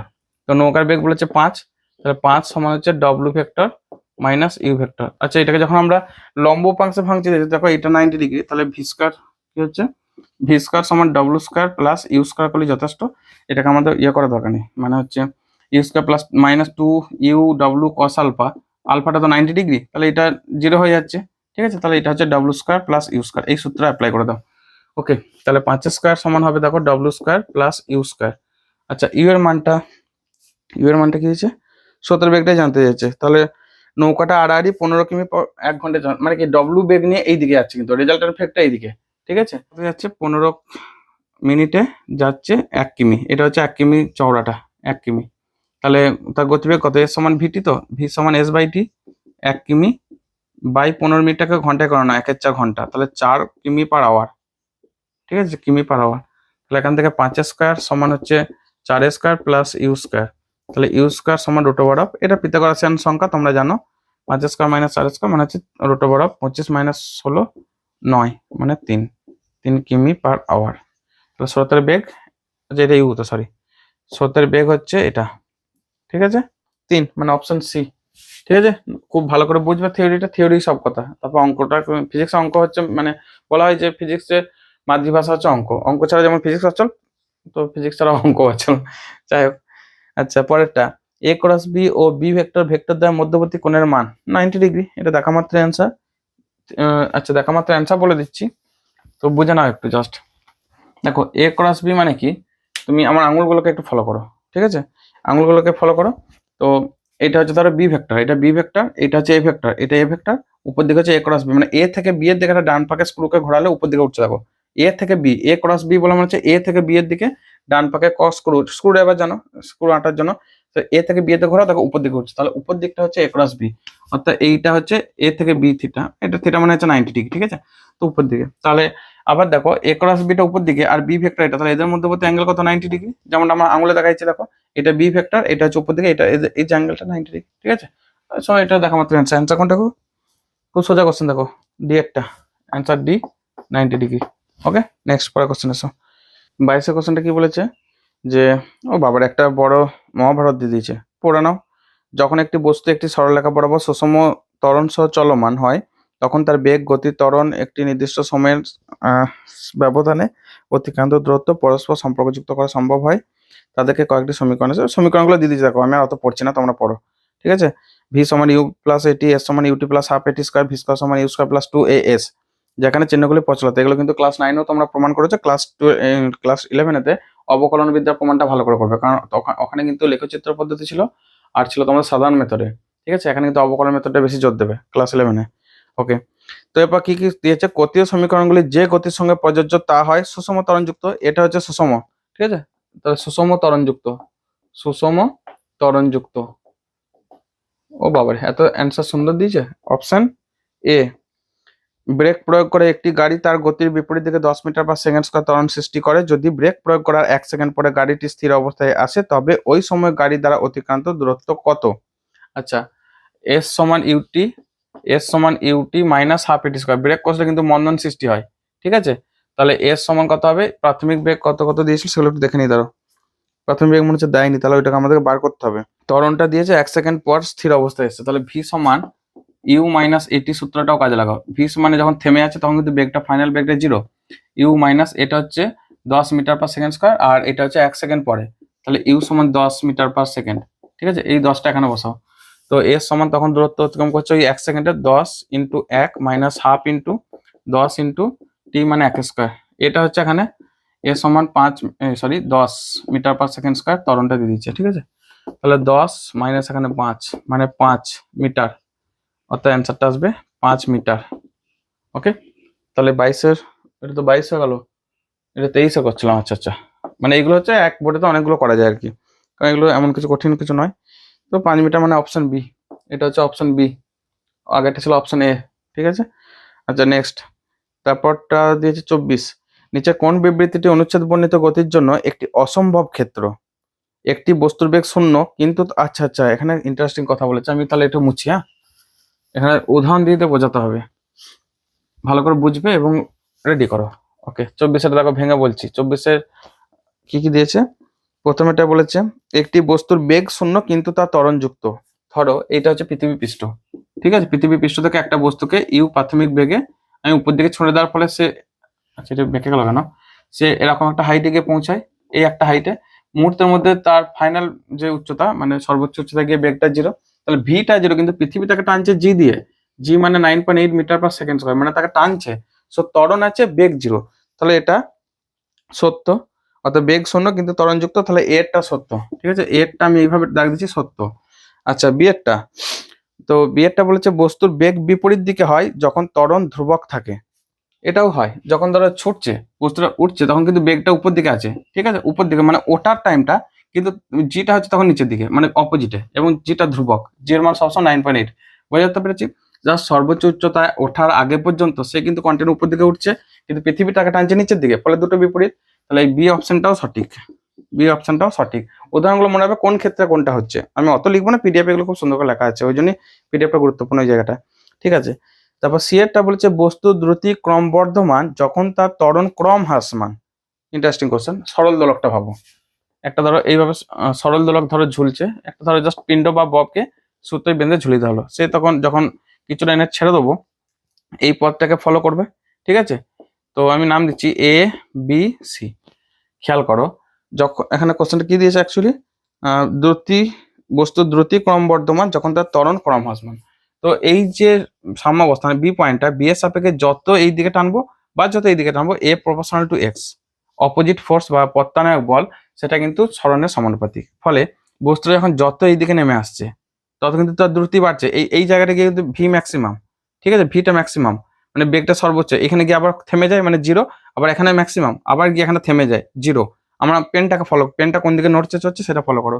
তো যত এই বি পয়েন্টের দিকে আসতে থাকছে, ঠিক আছে, তত তার বেগটা কিন্তু বাড়ছে, কিন্তু তার যে ডিস্টেন্সটা কমছে, তো ডিস্টেন্স এক্স কমার জন্য কিন্তু এ প্রপোর্শনাল টু এক্স, তাহলে ত্বরণটাও কমছে। অর্থাৎ এই জায়গাটা এসে গেলে ত্বরণটা জিরো হয়ে যায়, সাম্যাবস্থানে প্রত্যানায়ক বলটা থাকে না, অর্থাৎ এটা তত আস্তে আস্তে কমছে। তাহলে এই যে কোনো একটা এরকম একটা পয়েন্ট ভাবো, যখন ফিরে আসছে সাম্যাবস্থানের দিকে যখন ফিরে আসছে, বা এই দিক থেকেও ভাবতে পারো সাম্যাবস্থানের দিকে যখন ফিরছে, তখন কিন্তু ভিটা কন্টিনিউ বাড়ছে, কিন্তু এটা কমে আসছে আস্তে আস্তে। ক্লিয়ার? আর ম্যাক্স এইখানে যখন যাচ্ছে তখন কিন্তু ভিটা জিরো, তাই গতিশক্তি জিরো, হাফ এমবি স্কয়ার। তো তাহলে হাফ এমবি স্কয়ার মানে ভিটা জিরো মানে গতিশক্তি জিরো, কিন্তু তার সর্বোচ্চ হাইট উঠে যাচ্ছে বলে স্থিতিশক্তিটা ম্যাক্সিমাম। এগুলো একটু খেয়াল রাখবে, মানে যখন তোমরা সরল দোলক, ও সরল দোলক তো এখন আর নাই না, এগুলো একটু কষ্টদায়ক, ঠিক আছে না, বোঝানোর জিনিসটা তাহলেই হবে। পরের সেমিস্টার তোমাদের সেকেন্ড সেমিস্টার কিন্তু এটা আছে খুব ভালো করে, ঠিক আছে। নেক্সট পরের কোশ্চেন, ধরো আমি হারিয়ে গেছি, সব ঘটি বাটি কোন দিকে হারিয়ে গেছে। ও দুইয়ের একটা আবার একটা বড় প্যারা দিয়েছে। সুমন বৃষ্টির মধ্যে ছাতা মাথায় দিয়ে, তোমরা বৃষ্টিতে ভিজতে কার, বৃষ্টিতে ভিজতে কার না ভালো লাগে, কার ভালো লাগে না। আর যদি সেই তার সাথে একলা জায়গায় দোকলা যদি হয়ে যায়, তাই তো, মানে বুঝে না যা বলছি। দুজনে ভিজতে বেশি ইন্টারেস্টিং, সে বন্ধু হোক আর বান্ধবী হোক, এটা কোনো ব্যাপার না। আবার বান্ধবীর ক্ষেত্রে বন্ধু হতে পারে, বান্ধবী হতে পারে, সেটা কোনো ম্যাটার না, ঠিক আছে, খুব মজা। হ্যাঁ ঠিক আছে না, তাহলে কি হচ্ছে, ওকে ওকে, আমি আর এত পড়ছি না বাবা, তোমরা বৃষ্টি ফোটা আর অনেক কিছু দিয়ে দিচ্ছে, ধরে নাও জল পড়ছে, ধরতে পয়সা লাগে না তাই ধরে নিচ্ছি জল পড়ছে। এই ঘরের ভিতরে যদি জল পড়ে তাহলে আমাকে রেকর্ডের তল্পা যা আছে সব গুটি সাটি ঘর ঢুকে পড়তে হবে, মানে ঘরের ভিতরে আছে আবার ঘর ঢুকে পড়তে হবে, ঠিক আছে না। অনেক ফালতু বললাম, পরে কোশ্চেনের পর আসছি, ঠিক আছে। মাঝে মাঝে একটু একটু ফানি আসতে হয়, নাহলে সবসময় কি ভালো লাগে বলো। আমারও তো কন্টিনিউ চলছে সেদিকে, আমার কি একটা না, তোমাদের কি মনে হয় আমার কি মোটিভেশন কন্টিনিউ ধরে আছে? But this is my duty, এটা আমার দায়িত্ব, তোমাদের জন্য আমি ভিডিওগুলো বানাবো, এটা মাই প্রতিজ্ঞা। সো আমাকে দায়িত্ব পালন করতে হবে। তোমাদের ক্ষেত্রে সেম, সব সময় পড়তে কারোরই ভালো লাগে না।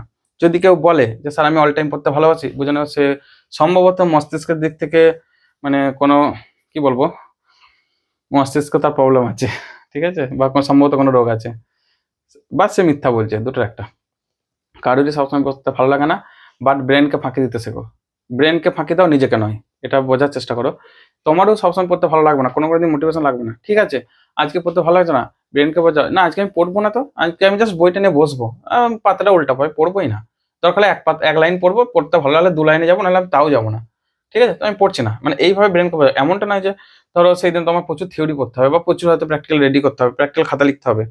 তুমি কি বলবে যে না আমি আজকে 1 লাইনকে 2 লাইন লিখবো, বা 1 পাতা লিখবো, তার বেশি লিখবো না, ভালো লাগলে লিখবো পরের পাতা, না হলে আর লিখবো না, আমি কোনো চাপ নাই, উঠে পড়বো, ঠিক আছে।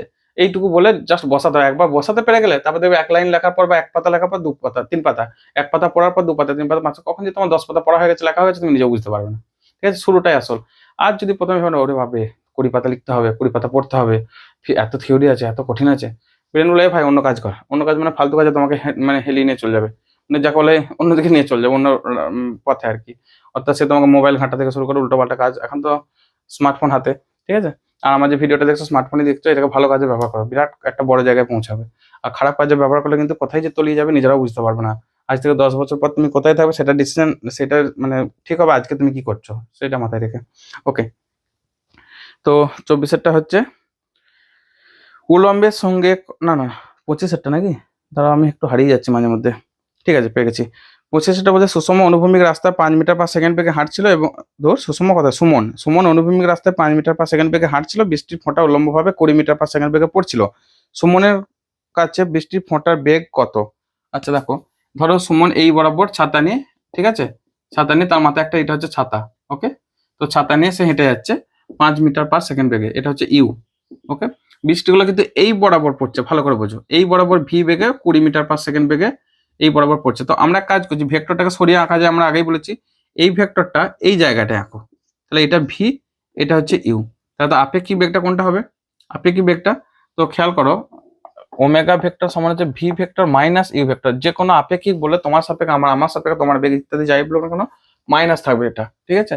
দুটো ট্রেন পাশাপাশি ছুটছে, একজন 100 কিমি পার আওয়ারে, একজন হচ্ছে 80 কিমি পার আওয়ার, তাহলে এর সাপেক্ষে এর বেগ কত 100 মাইনাস 80, এটা একটু খেয়াল রাখবে। তো তার মানে এটাকে লিখতে পারি V vector plus of minus U vector. আমাদের তাহলে কি লাগবে মাইনাস ইউটা লাগবে। এক কাজ করি, ছবিটা আমরা একটু চেঞ্জ করে নিই, ইউটা ওই দিকে, তাহলে এই দিকটা হচ্ছে মাইনাস ইউ ভেক্টর, ঠিক আছে। আর এই টাকা দরকার এখানে বোঝানো হবে। তাহলে এই ছবিটাকে আমি নতুন করে আঁকছি, এই জায়গাটা হচ্ছে মাইনাস ইউ ভেক্টর, আর বেগটা জল পড়ছে এইদিকে ভি ভেক্টর। তাহলে এদের রেজাল্টেন্ট বার করো, একটা এখানে যে আয়তক্ষেত্র টেনে নাও বা সামুদ্রিক যাই হোক না কেন, এটা 90 মানে আয়তক্ষেত্র বললাম, এটা থিটা, ঠিক আছে। তাহলে রেজাল্টের মানে হচ্ছে এটা ডব্লিউ ভেক্টর মানে V vector minus U vector. তোমরা এখানে ত্রিভুজ সূত্র অ্যাপ্লাই করলে পাবে মাইনাস ইউ, এটা প্লাস ভি সমান হচ্ছে ডব্লিউ, অর্থাৎ মাইনাস ইউ প্লাস ভি সমান হচ্ছে ডব্লিউ, ঠিক আছে। তার মানে ডব্লিউ ভেক্টর সমান V vector minus U vector. Okay, এরপর দেখো এই ভেক্টরটাকে সরিয়ে আমাদের উপরে টানো, এইটাকে সরিয়ে এইখানে টানো, মানে আমি বলেছি দিক আর মান একই রেখে সরানো যায়। তাহলে এই জায়গা থেকে তখন মনে হবে বৃষ্টিটা এই দিক থেকে আসছে, অর্থাৎ আমি যদি এটাকে এইভাবে আঁকি তাহলে ওই জিনিসটা আরো সহজে বুঝতে পারবে, কারণ আমরা তো হাঁটছি এই বরাবর, ঠিক আছে, এই বরাবর সে হেঁটে এগিয়ে যাচ্ছে। তো তাহলে বৃষ্টিটা আসছে এই বরাবর, ওমেগা ভেক্টরটা হচ্ছে এই বরাবর। ক্লিয়ার? আশা করি তোমরা থিওরিটা ধরতে পেরেছো।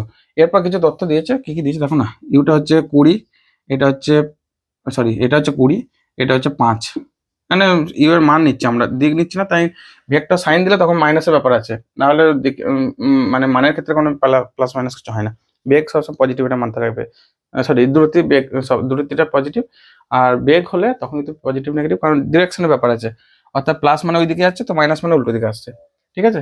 তাহলে কি দাঁড়ায় এখানে কি কি বলেছে এরপর, যে আপেক্ষিক বেগ, তো আপেক্ষিক বেগ ডব্লিউ স্কয়ার, দেখো এখানটা আছে V square plus U square, তাহলে ডব্লিউ সমান হচ্ছে রুট ওভার অফ ভি মানে হচ্ছে 20 স্কয়ার প্লাস 5 স্কয়ার, 20 মানে 400, এটা 25, 425, এটা প্রায় 20.4 বা 6 এরকম একটা কিছু মান আসছে নাকি, অ্যান্সারটা দেখে মেলাচ্ছে না, 20.6 করে নেবে নিজেরা মিটার পার সেকেন্ড।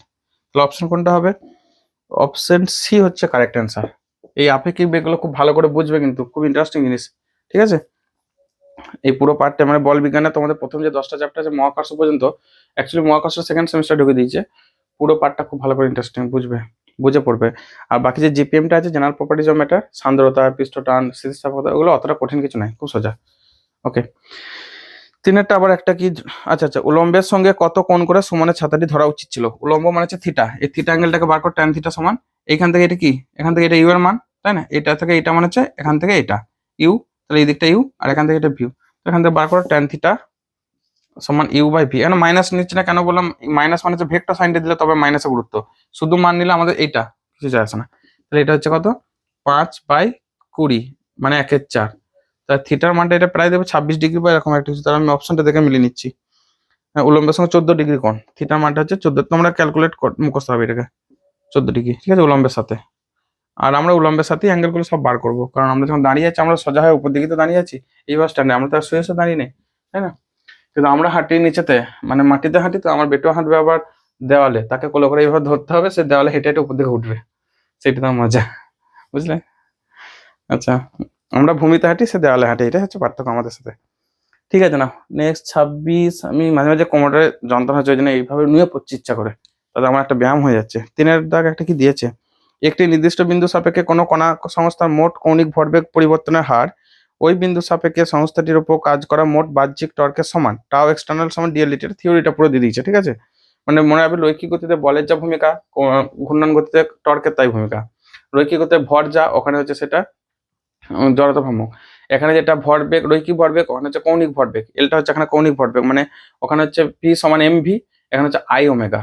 ওকে, আচ্ছা, দিয়ে বলেছে যদি টাও এক্সটার্নাল সমান 0 হয় তবে ডিএলডিটি 0 বা এল ধ্রুবক, যদি কোনো কণা সংস্থার উপর প্রযুক্ত বাহ্যিক টর্ক শূন্য হয় তবে কৌণিক ভরবেগ সংরক্ষিত থাকে, অর্থাৎ ধ্রুবক থাকে। এটা হচ্ছে কৌণিক ভরবেগের সংরক্ষণ সূত্র, টোটাল 4টে সংরক্ষণ সূত্র আছে, ভর শক্তি সংরক্ষণ সূত্র, আধানের সংরক্ষণ সূত্র, রৈখিক ভরবেগ এবং কৌণিক ভরবেগ, মোট 4টে পৃথিবীতে সংরক্ষণ সূত্র মুখস্থ রাখবে। দিয়ে কোশ্চেনটা দিয়েছে নিচের কোনটি কৌণিক ভরবেগ সংরক্ষণ সূত্র অনুসারে ব্যাখ্যা করা যায়। আইস স্কেটিং, আইস স্কেটিং কি হয়, ধরো কে স্কিড করে পেরিয়ে যাচ্ছে আইসে, বা সে ধরো দূর থেকে একটা জোর মানে আইসকে ছুঁড়ে দেওয়া হচ্ছে, সে ধরে ফেলছে, তখন কিন্তু সে সাঁ করে পিছন থেকে কিছুটা চলে যাবে, কারণ সে স্থির ছিল মানে 0 ভরবেগ ছিল, বেগটা 0 মানে ভরবেগ 0, যখন একটা আইস তখন ধরো এইভাবে আমি ছবিটা আঁকছি, ধরো তো ধরো এইখানে একটা ব্যক্তি, ঠিক আছে, সে দাঁড়িয়ে আছে, সে এসে ক্যাচ করে নিল একটা আইসকে, এইভাবে ধরে নিল, মানে আইসটা ছুটে আসছে, এখানে একটা আইস ছুটে আসছিল বা একটা কোনো বরফ, সে ভি বেগে ছুটছে, কিন্তু এর বেগটা জিরো। সে যখন কিছুটা হলে পিছন দিকে চলে যাবে, কারণ কেন পিছন দিকে বেগ পাবে, তার টোটাল যে মোমেন্টামটা, অর্থাৎ ধরার আগে আইসটা ধরার আগে তার যে মোট ভরবেগ আর ধরার পরে মোট ভরবেগ টোটালটা কিন্তু ধ্রুবক থাকবে। ঠিক আছে, তাহলে এটা ব্যাখ্যা করা যায় বলেছে অপশন বি, আইস স্কেটিং।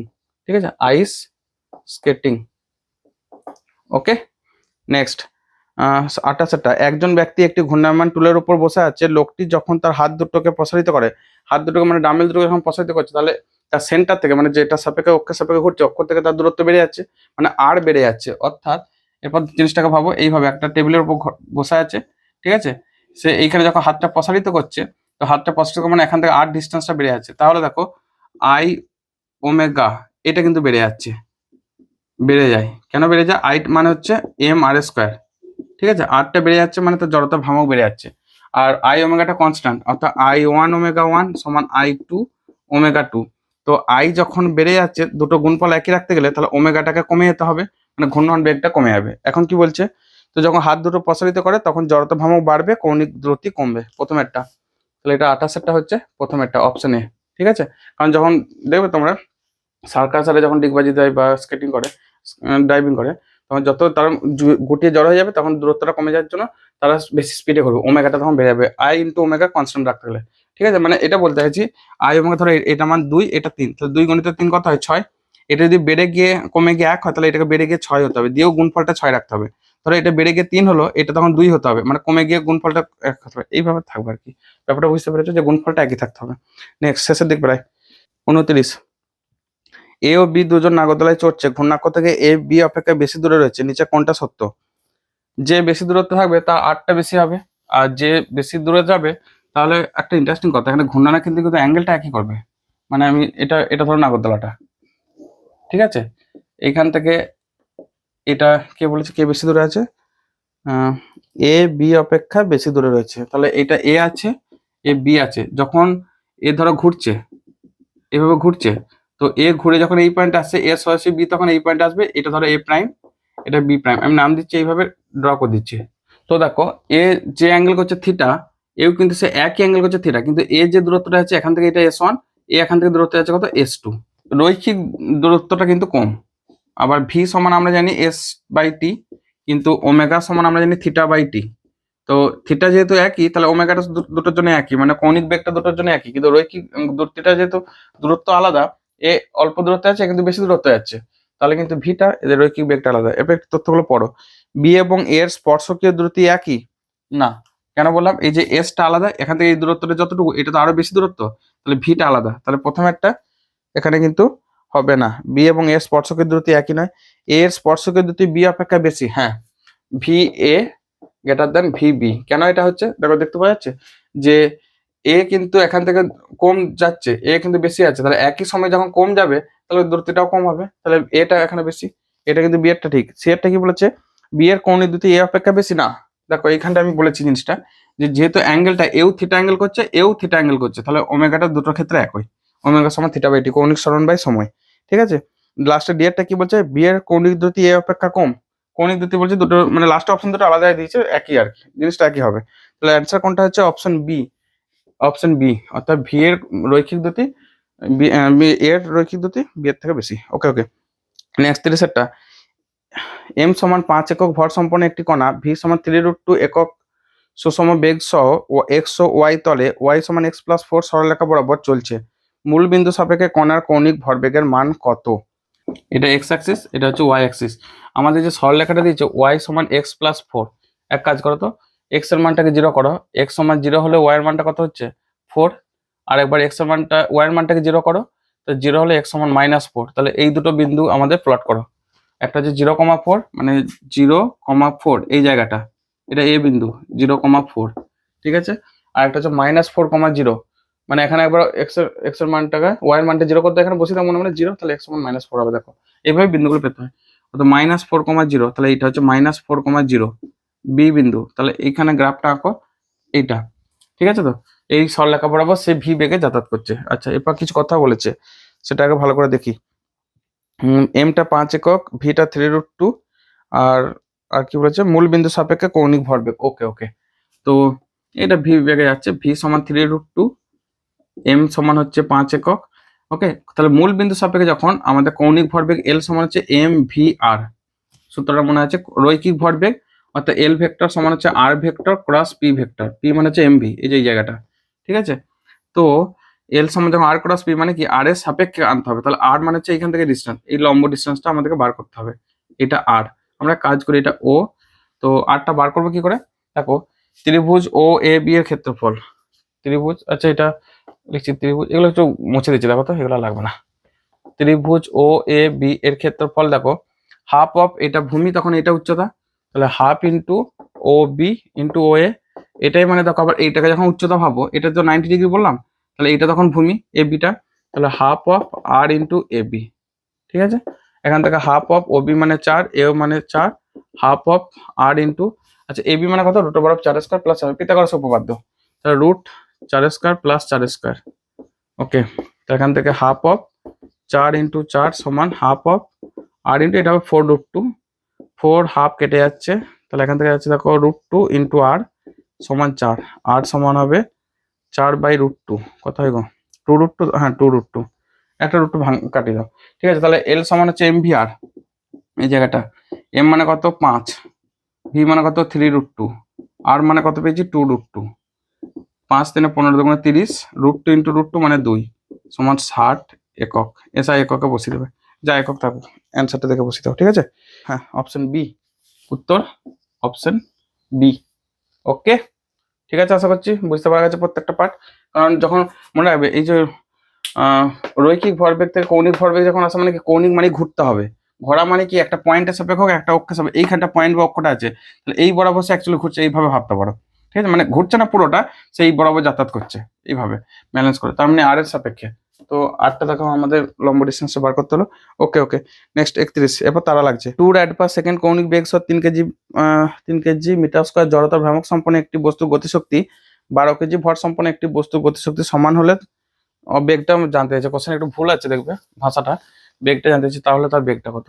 তো দেখো বেগ গতিশক্তি হাফ এম বি স্কয়ার সমান হচ্ছে ওর যে জড়তা ভ্রামক শক্তি আর কি, এটা হাফ আই ওমেগা স্কয়ার, তো মানে দৃঢ়তা যে গতিশক্তি আর কি, ঘূর্ণন শক্তি হাফ আই ওমেগা স্কয়ার, মান বলে দিচ্ছে 2 rad/s, তাহলে ওমেগাটা হচ্ছে 2 rad/s, ঠিক আছে।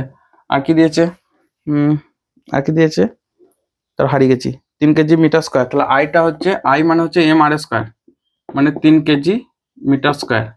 ওকে, আর কি কি দিয়েছে আমি ঝটপটের পর লেখার চেষ্টা করছি, তোমরা বুঝে যাবে।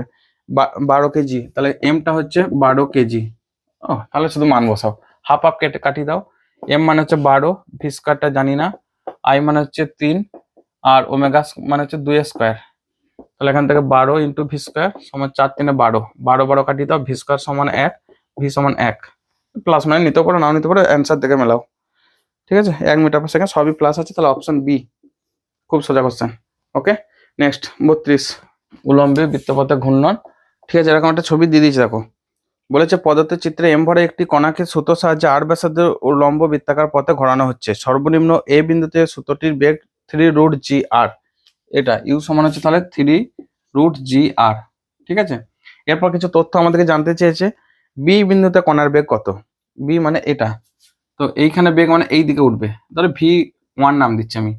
তো বেগটা বার করার জন্য আমাদের নর্মাল যে ফর্মুলা ইউজ করবো সবসময় শক্তি সংরক্ষণ সূত্র, অর্থাৎ ই এ সমান ই বি সমান ই সি সমান হচ্ছে ই ডি, টোটাল এনার্জি, যেটা হচ্ছে ইটা মানে হচ্ছে টোটাল এনার্জি, টোটাল মানে কি স্থিতিশক্তি প্লাস গতিশক্তি, ঠিক আছে, স্থিতিশক্তি প্লাস গতিশক্তি, তাহলে এ তে মোট গতিশক্তি স্থিতিশক্তি সমান বি তে, একইভাবে সব জায়গাতেই। তাহলে এরপর আমরা এই সূত্রটা সাহায্যে সমস্ত অঙ্কগুলো সমাধান করবো। ওকে, বি বিন্দুতে কণার বেগ বার করতে হবে, তাহলে বি তে ধরো বেগটা ভি, এই ব্যাসার্ধটা 4, এখান থেকে এটা আর, এখান থেকে এটা আর, ঠিক আছে, তাহলে ভি বিশ ভি বি নয়, আমরা কাজ করি বি তে টোটাল এনার্জি ই বি সমান হচ্ছে ই এ, তাহলে এখান থেকে ই বি টোটাল এনার্জি কত ভি বি স্কয়ার, তাহলে half M v1 square plus স্থিতিশক্তি কত, এইটা হচ্ছে 0 লেভেল, ঠিক আছে, এই লেভেলটাকে 0 লেভেল ভাবো, তাহলে এর সাপেক্ষে এই হাইটটা কত আর ডিস্টেন্স, এই দূরত্বটা, ঠিক আছে আর, তাহলে এম জি ইন্টু আর, এম জি এইচ স্থিতিশক্তি, তাহলে এইখানে দেখো এইখানে লেভেলের সাপেক্ষে এই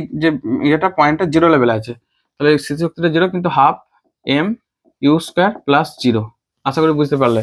তাহলে এখান থেকে আমি ছোট ছোট করে লিখছি, না হলে খুলবে না।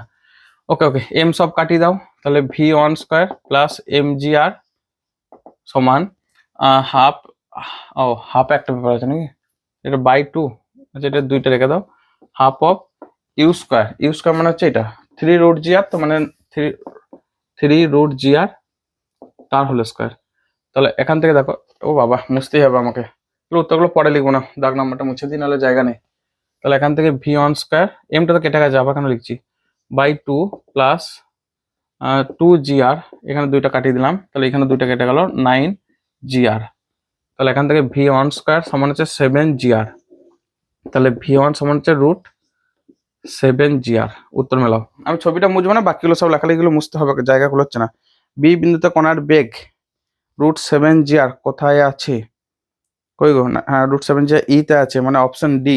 তাহলে এর অ্যান্সারটা হবে অপশন ডি, মানে হচ্ছে ই অ্যান্সারটা। ঠিক আছে, ইতে দেবে বাম স্তম্ভে ইতে আছে, আমি মুছে দিলাম এটা। ওকে, পরের কোশ্চেন বলেছে ডি বিন্দুতে কণার বেগ ডি খোঁজো। ও দেখো, বি আর ডি, খেয়াল করে এটা বিটা উপর দিকে, এটা তো এটা ভিটা নিচের দিকে, এইটুকু পার্থক্য, আর কিছু না। মানে ডিরেকশনের পার্থক্য, এখানে প্লাস মাইনাস কিছু দেয়নি, সো ডিরেকশনেও কিছু চিন্তা হয়। প্লাস মাইনাস মানে বারবার বলেছে ফিজিক্সে, প্লাস মানে যেদিকে যাবে, মাইনাস মানে তার উল্টো দিকটা। তাহলে এখানেও দেখো এই হাইটটা সাপেক্ষে এই হাইটটা তো একই, তাহলে বেগটা একই থাকবে, মানে এরও অ্যান্সারটা ওইটাই হবে, ই অ্যান্সারটা হবে। ঠিক আছে, এটা কত দাগ, 33-এর দাগ। 33-এর ই, ই মানে হচ্ছে অপশন কোনটা হবে দেখে নিয়ে দাঁড়ো, অপশন সিটা হচ্ছে কারেক্ট অ্যান্সার। ঠিক আছে, একই সূত্র অ্যাপ্লাই করবো, কারণ এরও হাইটটা এখান থেকে, এটা হাইটটা হচ্ছে আর। ওকে, নেক্সট হচ্ছে 34-এরটা, বাম স্তম্ভ 3-এর জন্য সঠিক উত্তর কোনটা? 3-এর জন্য মানে হচ্ছে সি বিন্দুতে সুতোর টান। আচ্ছা, সি বিন্দুতে, এরপর একটু ইন্টারেস্টিং, আমি সব মুছে দিলাম। টোটাল এনার্জি সংরক্ষণ সূত্র অ্যাপ্লাই করা যাবে, এই পয়েন্টটা ভাবো, এই ও বিন্দু সাপেক্ষে যখন ঘুরছে, সুতোর টান মনে রাখবে সবসময় কেন্দ্রের দিকে। এখানে ধর T1, তো এর এখানে টানটা হবে T2। আমি এটাকে স্মুথলি একটা লাইন ড্র করে দিই, দাঁড়াও তো। সুতোর টান সবসময় কেন্দ্রের দিকে হয়, 1 নম্বর। এখানে যখন বস্তুটা আসছে, তাহলে এমজি সবসময় নিচের দিকে, তো আমি এখান থেকে দেখাচ্ছি এমজিটা নিচের দিকে। এখানে যখন বস্তুটা উঠে আসছে, তখন এমজিটা তো নিচের দিকে, তাহলে এমজিটাকে দেখাচ্ছি নিচের দিকে। ঠিক আছে, তো এই T2 আর এমজি একই দিকে, এই দুটো যোগ হয়ে যাবে, দিয়ে এখানে অভিকেন্দ্র বলের যোগান দেয়। তাহলে সিতে, এটা 34, সিতে অভিকেন্দ্র বল এফ সমান হাফ এম ভি স্কোয়ার। এখানে বেগটা ধরো আমি ধরে নিচ্ছি ভি। ঠিক আছে, হাফ এম ভি স্কোয়ার, এটা গতিশক্তি, তো এম ভি স্কোয়ার বাই আর। ওকে, সমান টোটাল দেখো একই ডিরেকশনের কাজ হচ্ছে, এমজি প্লাস T2 যোগ করবে, এমজি প্লাস T2। আবার এই পয়েন্টটা দেখো, এমজি সবসময় নিচের দিকে কাজ করে, নিচের দিকে বোঝানোর জন্য আমরা এইখানটাতে দেখাচ্ছি অ্যাকচুয়ালি। আর আমি বলে টান সবসময় সেন্টার দিকে কাজ করবে। ঠিক আছে, তাহলে কে বেশি এখানে, আমরা তখন লিখছি mg মাইনাস T1 সমান হচ্ছে এম ইউ স্কোয়ার বাই আর। অপকেন্দ্র বলটাই ভাবো না, অপকেন্দ্র বল বাইরের দিকে ছিটকে দেওয়ার চেষ্টা করে, তো বাইরের দিকে বেশি মানে কি, এমজিটা বেশি, এমজি বাইরের দিকে কাজ করছে নিচের দিকে। ঠিক আছে, হ্যাঁ। তো এই দুটো সমাধান করব, সমাধান করার আগে আমাদের একটা কাজ আছে। কি কাজ আছে? টানটা বার করার জন্য দেখো ইউভি রিলেশনটাকে বার করো। এই ইউ এখানে আছে না, কোথায় গেল, এই যে M V square by R, আর M V square by R, ইউটা দেওয়া আছে, ভিটা বার করে ফেলো। ভিটা বার করার জন্য কি ফর্মুলা, একই ফর্মুলা, টোটাল এনার্জিটা কনস্ট্যান্ট। তাহলে এখানে টোটাল এনার্জি কত, এতে দেখো half M U square plus 0, সিতে টোটাল এনার্জি কত, half M V square plus, এইখান থেকে হাইটটা দেখো 2r, এখান থেকে আর, এখান থেকে আর, তাহলে mg 2r। ঠিক আছে, এটা একটু রিলেশন বার করবো। তাহলে হাফ এম ইউ স্কোয়ার মানে 3√gr তার হোল স্কোয়ার সমান half M V square plus 2mgr। ঠিক আছে, তাহলে 9 হবে, হাফটা কাটিয়ে দাও, তাহলে 9mgr সমান, এটা হাফটা হাফটা কেটে যাচ্ছে, এখানে 2 গুণ হবে 4mgr প্লাস ভি স্কোয়ার, এমটা আছে, এম কাটিয়ে দাও, তাহলে ভি স্কোয়ার সমান দেখো 5gr। এই ফর্মুলাটা মনে রাখো, ভি স্কোয়ার সমান 5gr, এটা আমাদের লাগবে। ঠিক আছে, এরকম আবার মান দেন তো। আচ্ছা, ভি স্কোয়ার সমান 5gr। তো এক কাজ করো, আমাদেরকে বার করতে হবে সি বিন্দুতে সূত্র টান, তাই না? সি বিন্দুতে সূত্র টান কোনটা, এইটা T2টা। তো T2টা বার করার জন্য এখানে ফর্মুলাটা ইউজ করো, এই 1 নম্বর ইউজটা।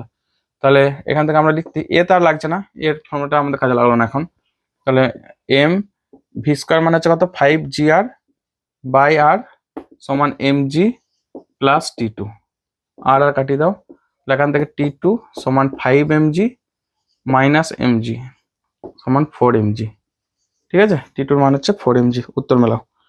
4 mg মানে এফ মানে হচ্ছে অপশন সি, অর্থাৎ এফটা অ্যান্সার। ঠিক আছে, মানে হচ্ছে অপশন সি। ঠিক আছে, আশা করি সবাই বুঝতে পেরেছো। এই ডিরেকশনগুলো ভালো করে বুঝবে, ডিরেকশনটাই সব, বাকি তো অঙ্ক ক্যালকুলেশন ক্লাস 1 ছেলেমেয়েরাও করে দেবে, ওটা কোনো ব্যাপার না। ঠিক আছে, নেক্সট লাস্ট কোশ্চেন। বাম স্তম্ভ 4-এর জন্য সঠিক উত্তর। আর 4টা একটু বলেছে, এ ও বি বিন্দুতে সূত্র টান বলেছে। এখানে এটা বাদ দাও, বিটাকেই ধরো। দুটোতে একই সূত্র টান হতে পারে না, মানে উপর দিকে যখন আসবে তখন একটু আলগা হয়ে যায়, নিচের দিকে হলে আরো মানে ওয়েটটা কাজ করে, তো ফলে একটু ভারী হয়ে যায়, তো সূত্রটা একই হবে না। তাহলে বি বিন্দুতে আমি এখানে দেখে লিখে দিচ্ছি, বি বিন্দুতে সূত্র টান কোথায় বার করবো, বি বিন্দুতে আমাকে মুছতেই হবে। ঠিক আছে, না মুছে দিচ্ছি। তো দেখো বি বিন্দু বলেছে, বি বিন্দু, তো বি বিন্দুতে সূত্র টানটা কোন দিকে কাজ করবে, এই দিকে ধরো আমি এটাকে নাম দিচ্ছি T3। ঠিক আছে, এমজি কিন্তু নিচের দিকে কাজ করছে, এমজি নিচের দিকে। ওকে, তাহলে এখানে T3 কিভাবে কাজ করবে, আমাদের এই ফর্মুলা ইউজ করো। এখানে mg আর mv স্কয়ার, এখানে দেখো অপকেন্দ্র বলটা হচ্ছে এইদিকে, mv1 স্কয়ার বাই r, অপকেন্দ্র বল বাইরের দিকে। তাহলে আমাদের T3টা হচ্ছে mv1 square by r, T3 সমান হচ্ছে mv1 স্কয়ার বাই r। এখানে কিন্তু ওজনটা অতটা ফ্যাক্টর করছে না, ওজনটা উপর দিকে কাকে ব্যালেন্স করছে, ওজনটা গতিকে ব্যালেন্স করছে।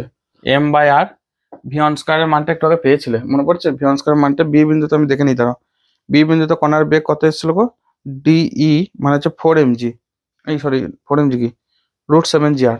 তো এখানে আমি আনসারটা সাহায্য নিচ্ছি, কার আনসারটা বলতো 32-এর 31 না 32-এর আনসারটা সাহায্য নিচ্ছি, ডিই মানে হচ্ছে √7mgr জিআর, এই অ্যান্সারটা আমি সাহায্য নিচ্ছি একটু, বুঝলে, না হলে অ্যান্সারটা আনতে পারবো না।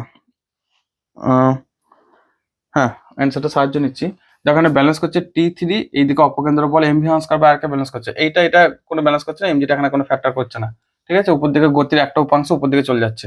ওকে, তো তাহলে এখানে v1 স্কয়ারের মান হচ্ছে √7gr। ওকে, ও তার স্কয়ার, তো এটা হবে m by r into 7gr, আর কাটছে, তাহলে 7mg। তার T3 মানটা হচ্ছে 7mg। এখানে দেখো তো একটু, 7mg মানে এ মানে হচ্ছে অপশন ডি। হ্যাঁ, এটা অ্যান্সার। ঠিক আছে, মানে হচ্ছে অপশন ডি। মানে এ বিন্দুর ক্ষেত্রে কিন্তু সূত্র টানটা আলাদা। আচ্ছা, এটার ক্ষেত্রে বার করে দেখবো কি, মনে হচ্ছে কোশ্চেনটা ভুল নেই। এ ও বি বিন্দুতে সূত্র টান, দেখ কাজ করি, এটাও বার করি আমি, তাহলে এটা মুছে দিই, বুঝলে। তাহলে এটা অ্যান্সারটা মনে রাখো 7mg। ওকে, এটা হচ্ছে বি বিন্দুতে, বিতে। আচ্ছা, আমি এরপর মুছে দিচ্ছি, তারপর এতে বার করছি, না বুঝলেও হতো, জায়গা হয়ে যাবে। তো দেখো এইখানে সূত্র টান T1, এ কাকে ব্যালেন্স করবে, এই দিকটাতে M U square by R কে ব্যালেন্স করবে। মানে এখানে দেখো T1 mg মাইনাস T1 সমান M U square by R, mg এতে দেখো মাইনাস T1 সমান M U square by R. ঠিক আছে, তাহলে এটাকে একটু ক্যালকুলেট করে নাও, mg minus T1 m by R, U square মানে হচ্ছে এটা 3 √gr তার হোল স্কয়ার। ওকে, 3 √gr তার হোল স্কয়ার। ঠিক আছে, তাহলে থেকে mg মাইনাস T1 সমান 9mgr বাই আর, আর কাটছে 9mg। ওকে, তাহলে এখান থেকে T1 সমান হচ্ছে নেগেটিভ চলে আসছে, ভুল করছে কিছু, নেগেটিভ আসাতে যাবে না, চেক করে নিতে হবে। mg মাইনাস T1, আচ্ছা টানটা টেনে ধরে রেখেছে, তাহলে T1 মাইনাস mg হবে বলছো নাকি? তাই যদি হয় T1 মাইনাস mg, তাহলে নেগেটিভ করে নাও না, দেখছি তারপর অ্যান্সারটা। T1 সমান হচ্ছে 10mg, তাহলে এখানে কোশ্চেনটা ভুল আছে, বুঝলে। দুটো অ্যান্সার কখনোই 7mg, আমি একটু আগে ওইটা বললাম যে এটা 10mg আসছে আর আগেটা 7mg আসছে, মানে বিতে হচ্ছে 7mg, তাহলে দুটো মান এক নয়, তাহলে কোশ্চেনটা ভুল আছে। ওই জন্য চেক করার জন্য আমি একবার ফের ফাইনালি করলাম, যাতে করে তোমাদের ডাউট না থাকে। ঠিক আছে, তো ওইটা অ্যান্সারটা হবে শুধু বিতে, এ এবং বি বিন্দুতে সূত্র টান বলেছে, ওইটা শুধু বি। বোন ওটা এ এবং ডি বিন্দুতে হতে পারে, আমি আর চেক করতে যাচ্ছি না, ছেড়ে দিচ্ছি এখানে। ঠিক আছে, এখানে আমরা কমপ্লিট করে দিচ্ছি। আর আমাদের ভিডিও এখানে তাহলে কমপ্লিট হলো, কিন্তু আমাদের কিছু কথা তো বলার আছে, সেগুলো তো আমরা অবশ্যই বলবো। তো প্রথম কথা হচ্ছে, যদি ভিডিও ভালো লাগে অবশ্যই আমাদের এতটা পরিশ্রম তোমাদের জন্য একটা লাইক দিতে কিন্তু ভুলবে না। ঠিক আছে, তাহলে তোমাদের কাছে আমাদের একটাই দাবি, একটা লাইক। ওকে, কারণ তোমাদের একটা লাইক আমাদের পরে ভিডিও বানাতে এবং খুব দ্রুত ভিডিও আনতে মোটিভেট যোগায়। ওকে, মোটিভেশন যোগায়। আচ্ছা, আর ভিডিও তোমার বন্ধুদেরকেও শেয়ার করে দাও, যারা তোমার মতো এখন এই সবেমাত্র 11-এ পরীক্ষার্থী আছে, যারা তোমাদের মতো সেমিস্টার পরীক্ষা দেবে, তাদেরকে সবাইকে শেয়ার করো, যাতে করে তোমার হেল্প হওয়ার সাথে সাথে তাদের যেন হেল্প হয়। ওকে, আর তোমার মতামত অবশ্যই আমাদেরকে কমেন্ট বক্সে জানাতে ভুলবে না। অবশ্যই প্রত্যেকটা কমেন্টই আমাদের কাছে খুব গুরুত্বপূর্ণ। আর যদি নতুন মানে আমাদের চ্যানেলের নতুন সদস্য হয়ে থাকো, তাহলে তোমরা তো নতুন সদস্য এখন, কারণটা হচ্ছে এই তো তোমরা 11-এ উঠেছো, মানে এই প্রথম ভিডিও আসছে। সো নতুন সদস্য প্রত্যেকেই রিকোয়েস্ট যে তোমরা চ্যানেলটাকে সাবস্ক্রাইব করে রাখো। আমাদের পরের ভিডিও ঠিক সন্ধ্যে 7:30 ঠিক টাইম মতো ভিডিও পাবে। কোন কোন ডেট? একটা হচ্ছে সানডে, ঠিক আছে, আর একটা হচ্ছে থার্সডে। মাঝে মাঝে ব্রেক হয়, এটা সবসময় ব্রেক হয় তা বলবো না, যখন হয়তো আমি টাইম পেয়ে উঠতে পারি না বা টাইম করে উঠতে পারি না তখন ব্রেক হয়, না হলে ব্রেক হয় না।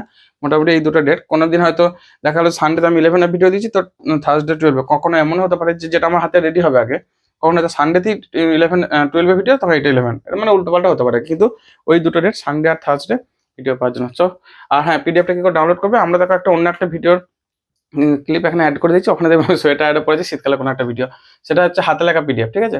কিন্তু তোমাদের যে পিডিএফটা সেটা টাইপিং পিডিএফ, মানে যেরকম বইয়ের পাতা তোমরা পড়ছো সেরকম পিডিএফটা, তার কয়েকটা পাতা নমুনা আমরা দেখিয়ে দিচ্ছি, ঠিক আছে। তো কি করে ডাউনলোড করবে সেটা সম্পর্কে ডিটেলসে ভিডিও লাস্টে বলেছে, ভালো করে দেখবে, দিয়ে তোমরা ডাউনলোড করবে। কারণ ডাউনলোড করার সময় দু একজনকে প্রবলেম দেখা দেয়, সেটা যাতে না হয় তার জন্য তোমাদেরকে ডিটেলসে ভিডিওটা একবার দেখে নিতে বলবো একটিবার। হ্যাঁ, তাহলে বিদায় দিচ্ছি, টাটা, বাই বাই। বলছি পিডিএফটা ডাউনলোড করবে কি করে।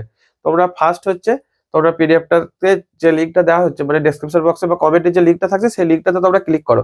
এই লিঙ্কটা ক্লিক করে, হ্যাঁ লিঙ্কটা ক্লিক করে তোমাদেরকে একটা দেখো পেজ খুলে যাবে। সেই পেজটাতে ফার্স্ট তোমাকে দেখাতে দেখবে 9 টাকা করে লেখা আছে, ওটা মানে ম্যান্ডেটরি। তোমার 3টে জিনিস দিতে হবে। একটা হচ্ছে স্টুডেন্ট নেম, প্রথমে ইমেল আইডি, ফোন নাম্বার, তারপর স্টুডেন্ট নেম। কেন এটা ম্যান্ডেটরি? ধরো কোনো কারণে তোমার মানে পেমেন্টে প্রবলেম হয়ে গেল, হতে পারে তোমার ব্যাংক অ্যাকাউন্ট থেকে টাকা কাটা গেছে কিন্তু তুমি পেমেন্ট ফেল দেখাচ্ছে, হতে পারে যে তোমার পেমেন্ট হয়ে গেছে কিন্তু তোমার পিডিএফ খুলছে না, কোনো না কোনো সমস্যা হলো, তখন তুমি আমাকে ওই যে জিমেল আইডিটা দেওয়া আছে দেখো spd2025@gmail.com, ওখানে তুমি কন্ট্যাক্ট করলে বা ফি রিসিপ্টটা পাঠালে বা যে কোনো প্রমাণ স্বরূপ আমাকে একবার জানালে, আমি তোমাকে অন্য কোনো ভাবেও ওই পিডিএফটা তোমাকে প্রোভাইড করতে পারবো। মানে সেক্ষেত্রে তোমার সাথে আমি পার্সোনাল কন্ট্যাক্ট নাম্বার থেকেও কন্ট্যাক্ট করে তোমাকে আমি কন্ট্যাক্ট করতে পারবো, ঠিক আছে। খেয়াল রাখবে যে আমার ওই জিমেল আইডি থেকেই তোমার কাছে মানে ওই জিমেল যাবে, অন্য কোনো জায়গা থেকে যাবে না। সুতরাং স্প্যাম হওয়ার ভয়টা নেই। আশা করি তোমরা জিমেল আইডিটা দেখে নিচ্ছ, আমি একবার লিখে দিচ্ছি এখানে। জিমেল আইডিটা হচ্ছে spd সমাধান, ঠিক আছে, 2025@gmail.com, ঠিক আছে, gmail.com। ওকে, তো এইটা থেকেই জিমেল যাবে। অন্য কোনো যদি আইডি থেকে জিমেল যায় তাহলে যাবে, সেটা আমি করছি না, অন্য কেউ করছে, সেটার ক্ষেত্রে তুমি সাবধান থেকো, ঠিক আছে। আচ্ছা, এরপর তুমি ইমেল আইডি, তোমার ফোন নাম্বার, তোমার জিমেল আইডি, জিমেল আইডি বা ইমেল আইডি একই, ফোন নাম্বার, নাম দিয়ে তুমি প্রথমে ক্লিক করবে, তারপর নেক্সট বাটনে ক্লিক করবে। নেক্সট বাটনে ক্লিক করলে তোমার ওখান থেকে বিভিন্ন পেমেন্ট অপশন খুলে যাবে। তোমার যে ইউপিআই আইডি বা ধরো নেট ব্যাংকিং, যে যেখান থেকে পেটিএম অনেক রকম থেকে অপশন পাবে, তুমি যেটাতে স্বচ্ছন্দ বোধ করো। এখানে একটা শর্ত, চেষ্টা করবে যেন ইন্টারনেট মানে স্পিডটা ভালো থাকে। যদি স্পিড কম থাকে তাহলে কিন্তু পেমেন্ট ফেল হয়ে যেতে পারে। সেক্ষেত্রে তোমরা জানো এটা, তোমরা চেষ্টা করবে ভালো যেন স্পিডটা থাকে, নেটের স্পিড। এখন তো 5G চলে আসছে, স্পিড যদি ঘরেতে নেটওয়ার্কের প্রবলেম থাকে সেখান থেকে একটু বেরিয়ে আসবে, দিয়ে বাইরে এসে তখন ম্যানেজ করবে, এটা ইয়ে করবে। আচ্ছা, তারপর যখন তুমি পেমেন্ট করে ফেলবে, পেমেন্ট সাকসেসফুল দেখালে আর কোনোভাবে ব্যাক বাটনে ক্লিক করবে না, রিফ্রেশ করবে না, এমনকি ফোনটা অফ করবে না। জাস্ট 1 থেকে 2 মিনিট ওয়েট করো। তার মধ্যে অনেকেই তো ফিডব্যাক আমি দেখেছি বা আমি নিজেও টেস্ট করে দেখেছি যে 10 থেকে 15 সেকেন্ডের মধ্যে খুলে যাচ্ছে, ঠিক আছে, বা 5 সেকেন্ডের মধ্যেও খুলে যাচ্ছে, এমন হয়েছে। তো তোমরা একবার ওয়েট করো, কোনো কিছু তো ব্যাকে আমরা, তারপর দেখবে পিডিএফ অটোমেটিক খুলে গেছে। পিডিএফটা তোমরা সার্চ করবে, দেখবে, দিয়ে পর তোমরা উপর দিকে জাস্ট দেখো কর্নারে, লেফটের কর্নারে উপর দিকে একটা দেখো ডাউনলোড বাটন আছে, ওখানে গিয়ে তোমরা ডাউনলোড বাটনে ক্লিক করে নিজেরা প্রিন্ট আউট মানে ওইটাকে ডাউনলোড করে রেখে পরে তোমরা প্রিন্ট আউট বার করতে পারো, ফোনে রেখেও পড়তে পারো। তবে আমার সাজেশন হলো তোমরা প্রিন্ট আউট বার করে নেবে। কেন বলছি এই কথাটা, যে যদি তোমরা ফোনেতে পড়ো না, সবসময় স্ক্রিনের প্রতি তাকিয়ে থাকে, স্ক্রিনের চোখের উপর একটা চাপ পড়বে, প্লাস হচ্ছে ফিজিক্যাল কপির একটা আলাদা ডিমান্ড। তুমি যখন ডাইরেক্ট ওটা পিডিএফটা নিজের সামনে রেখে পড়বে, পড়ার মনোযোগ বাড়বে, ডিস্টার্ব হওয়ার ভয় থাকবে না। ফোনটা হাতে থাকলে কি হয়, ধরো কোনো একটা নোটিফিকেশন বেল আইকন বেজে হলো, তোমার যদি নোটিফিকেশন বিভিন্ন জায়গায় অন করা থাকে তখন কিন্তু তোমার সমস্যা। তুমি তখন হয়তো ওই পড়াটা স্কিপ করে অন্য জায়গায় চলে গেলে, ইউটিউবে বা হয়তো হোয়াটসঅ্যাপে, ইনস্টাগ্রামে বা ফেসবুকে ইত্যাদি কোনো একটা জায়গায় ঢুকে পড়লে সেখানে তোমার টাইম ওখানে খেয়ে নেবে। তো সেটাই সাজেশন, সেটার জন্য এগুলো ভাবা আর কি। তো তোমরা চেষ্টা করবে সেটাকে পিডিএফ আকারে বার করে নিয়ে, প্রিন্ট আউট বার করে হাতের গোড়ায় রাখা, যেমনটি তোমরা বই খাতা সব হাতে গোড়ায় রেখে পড়ছো সেইভাবে রেখে পড়বে, তাহলে তোমাদের জন্য আরো বেস্ট।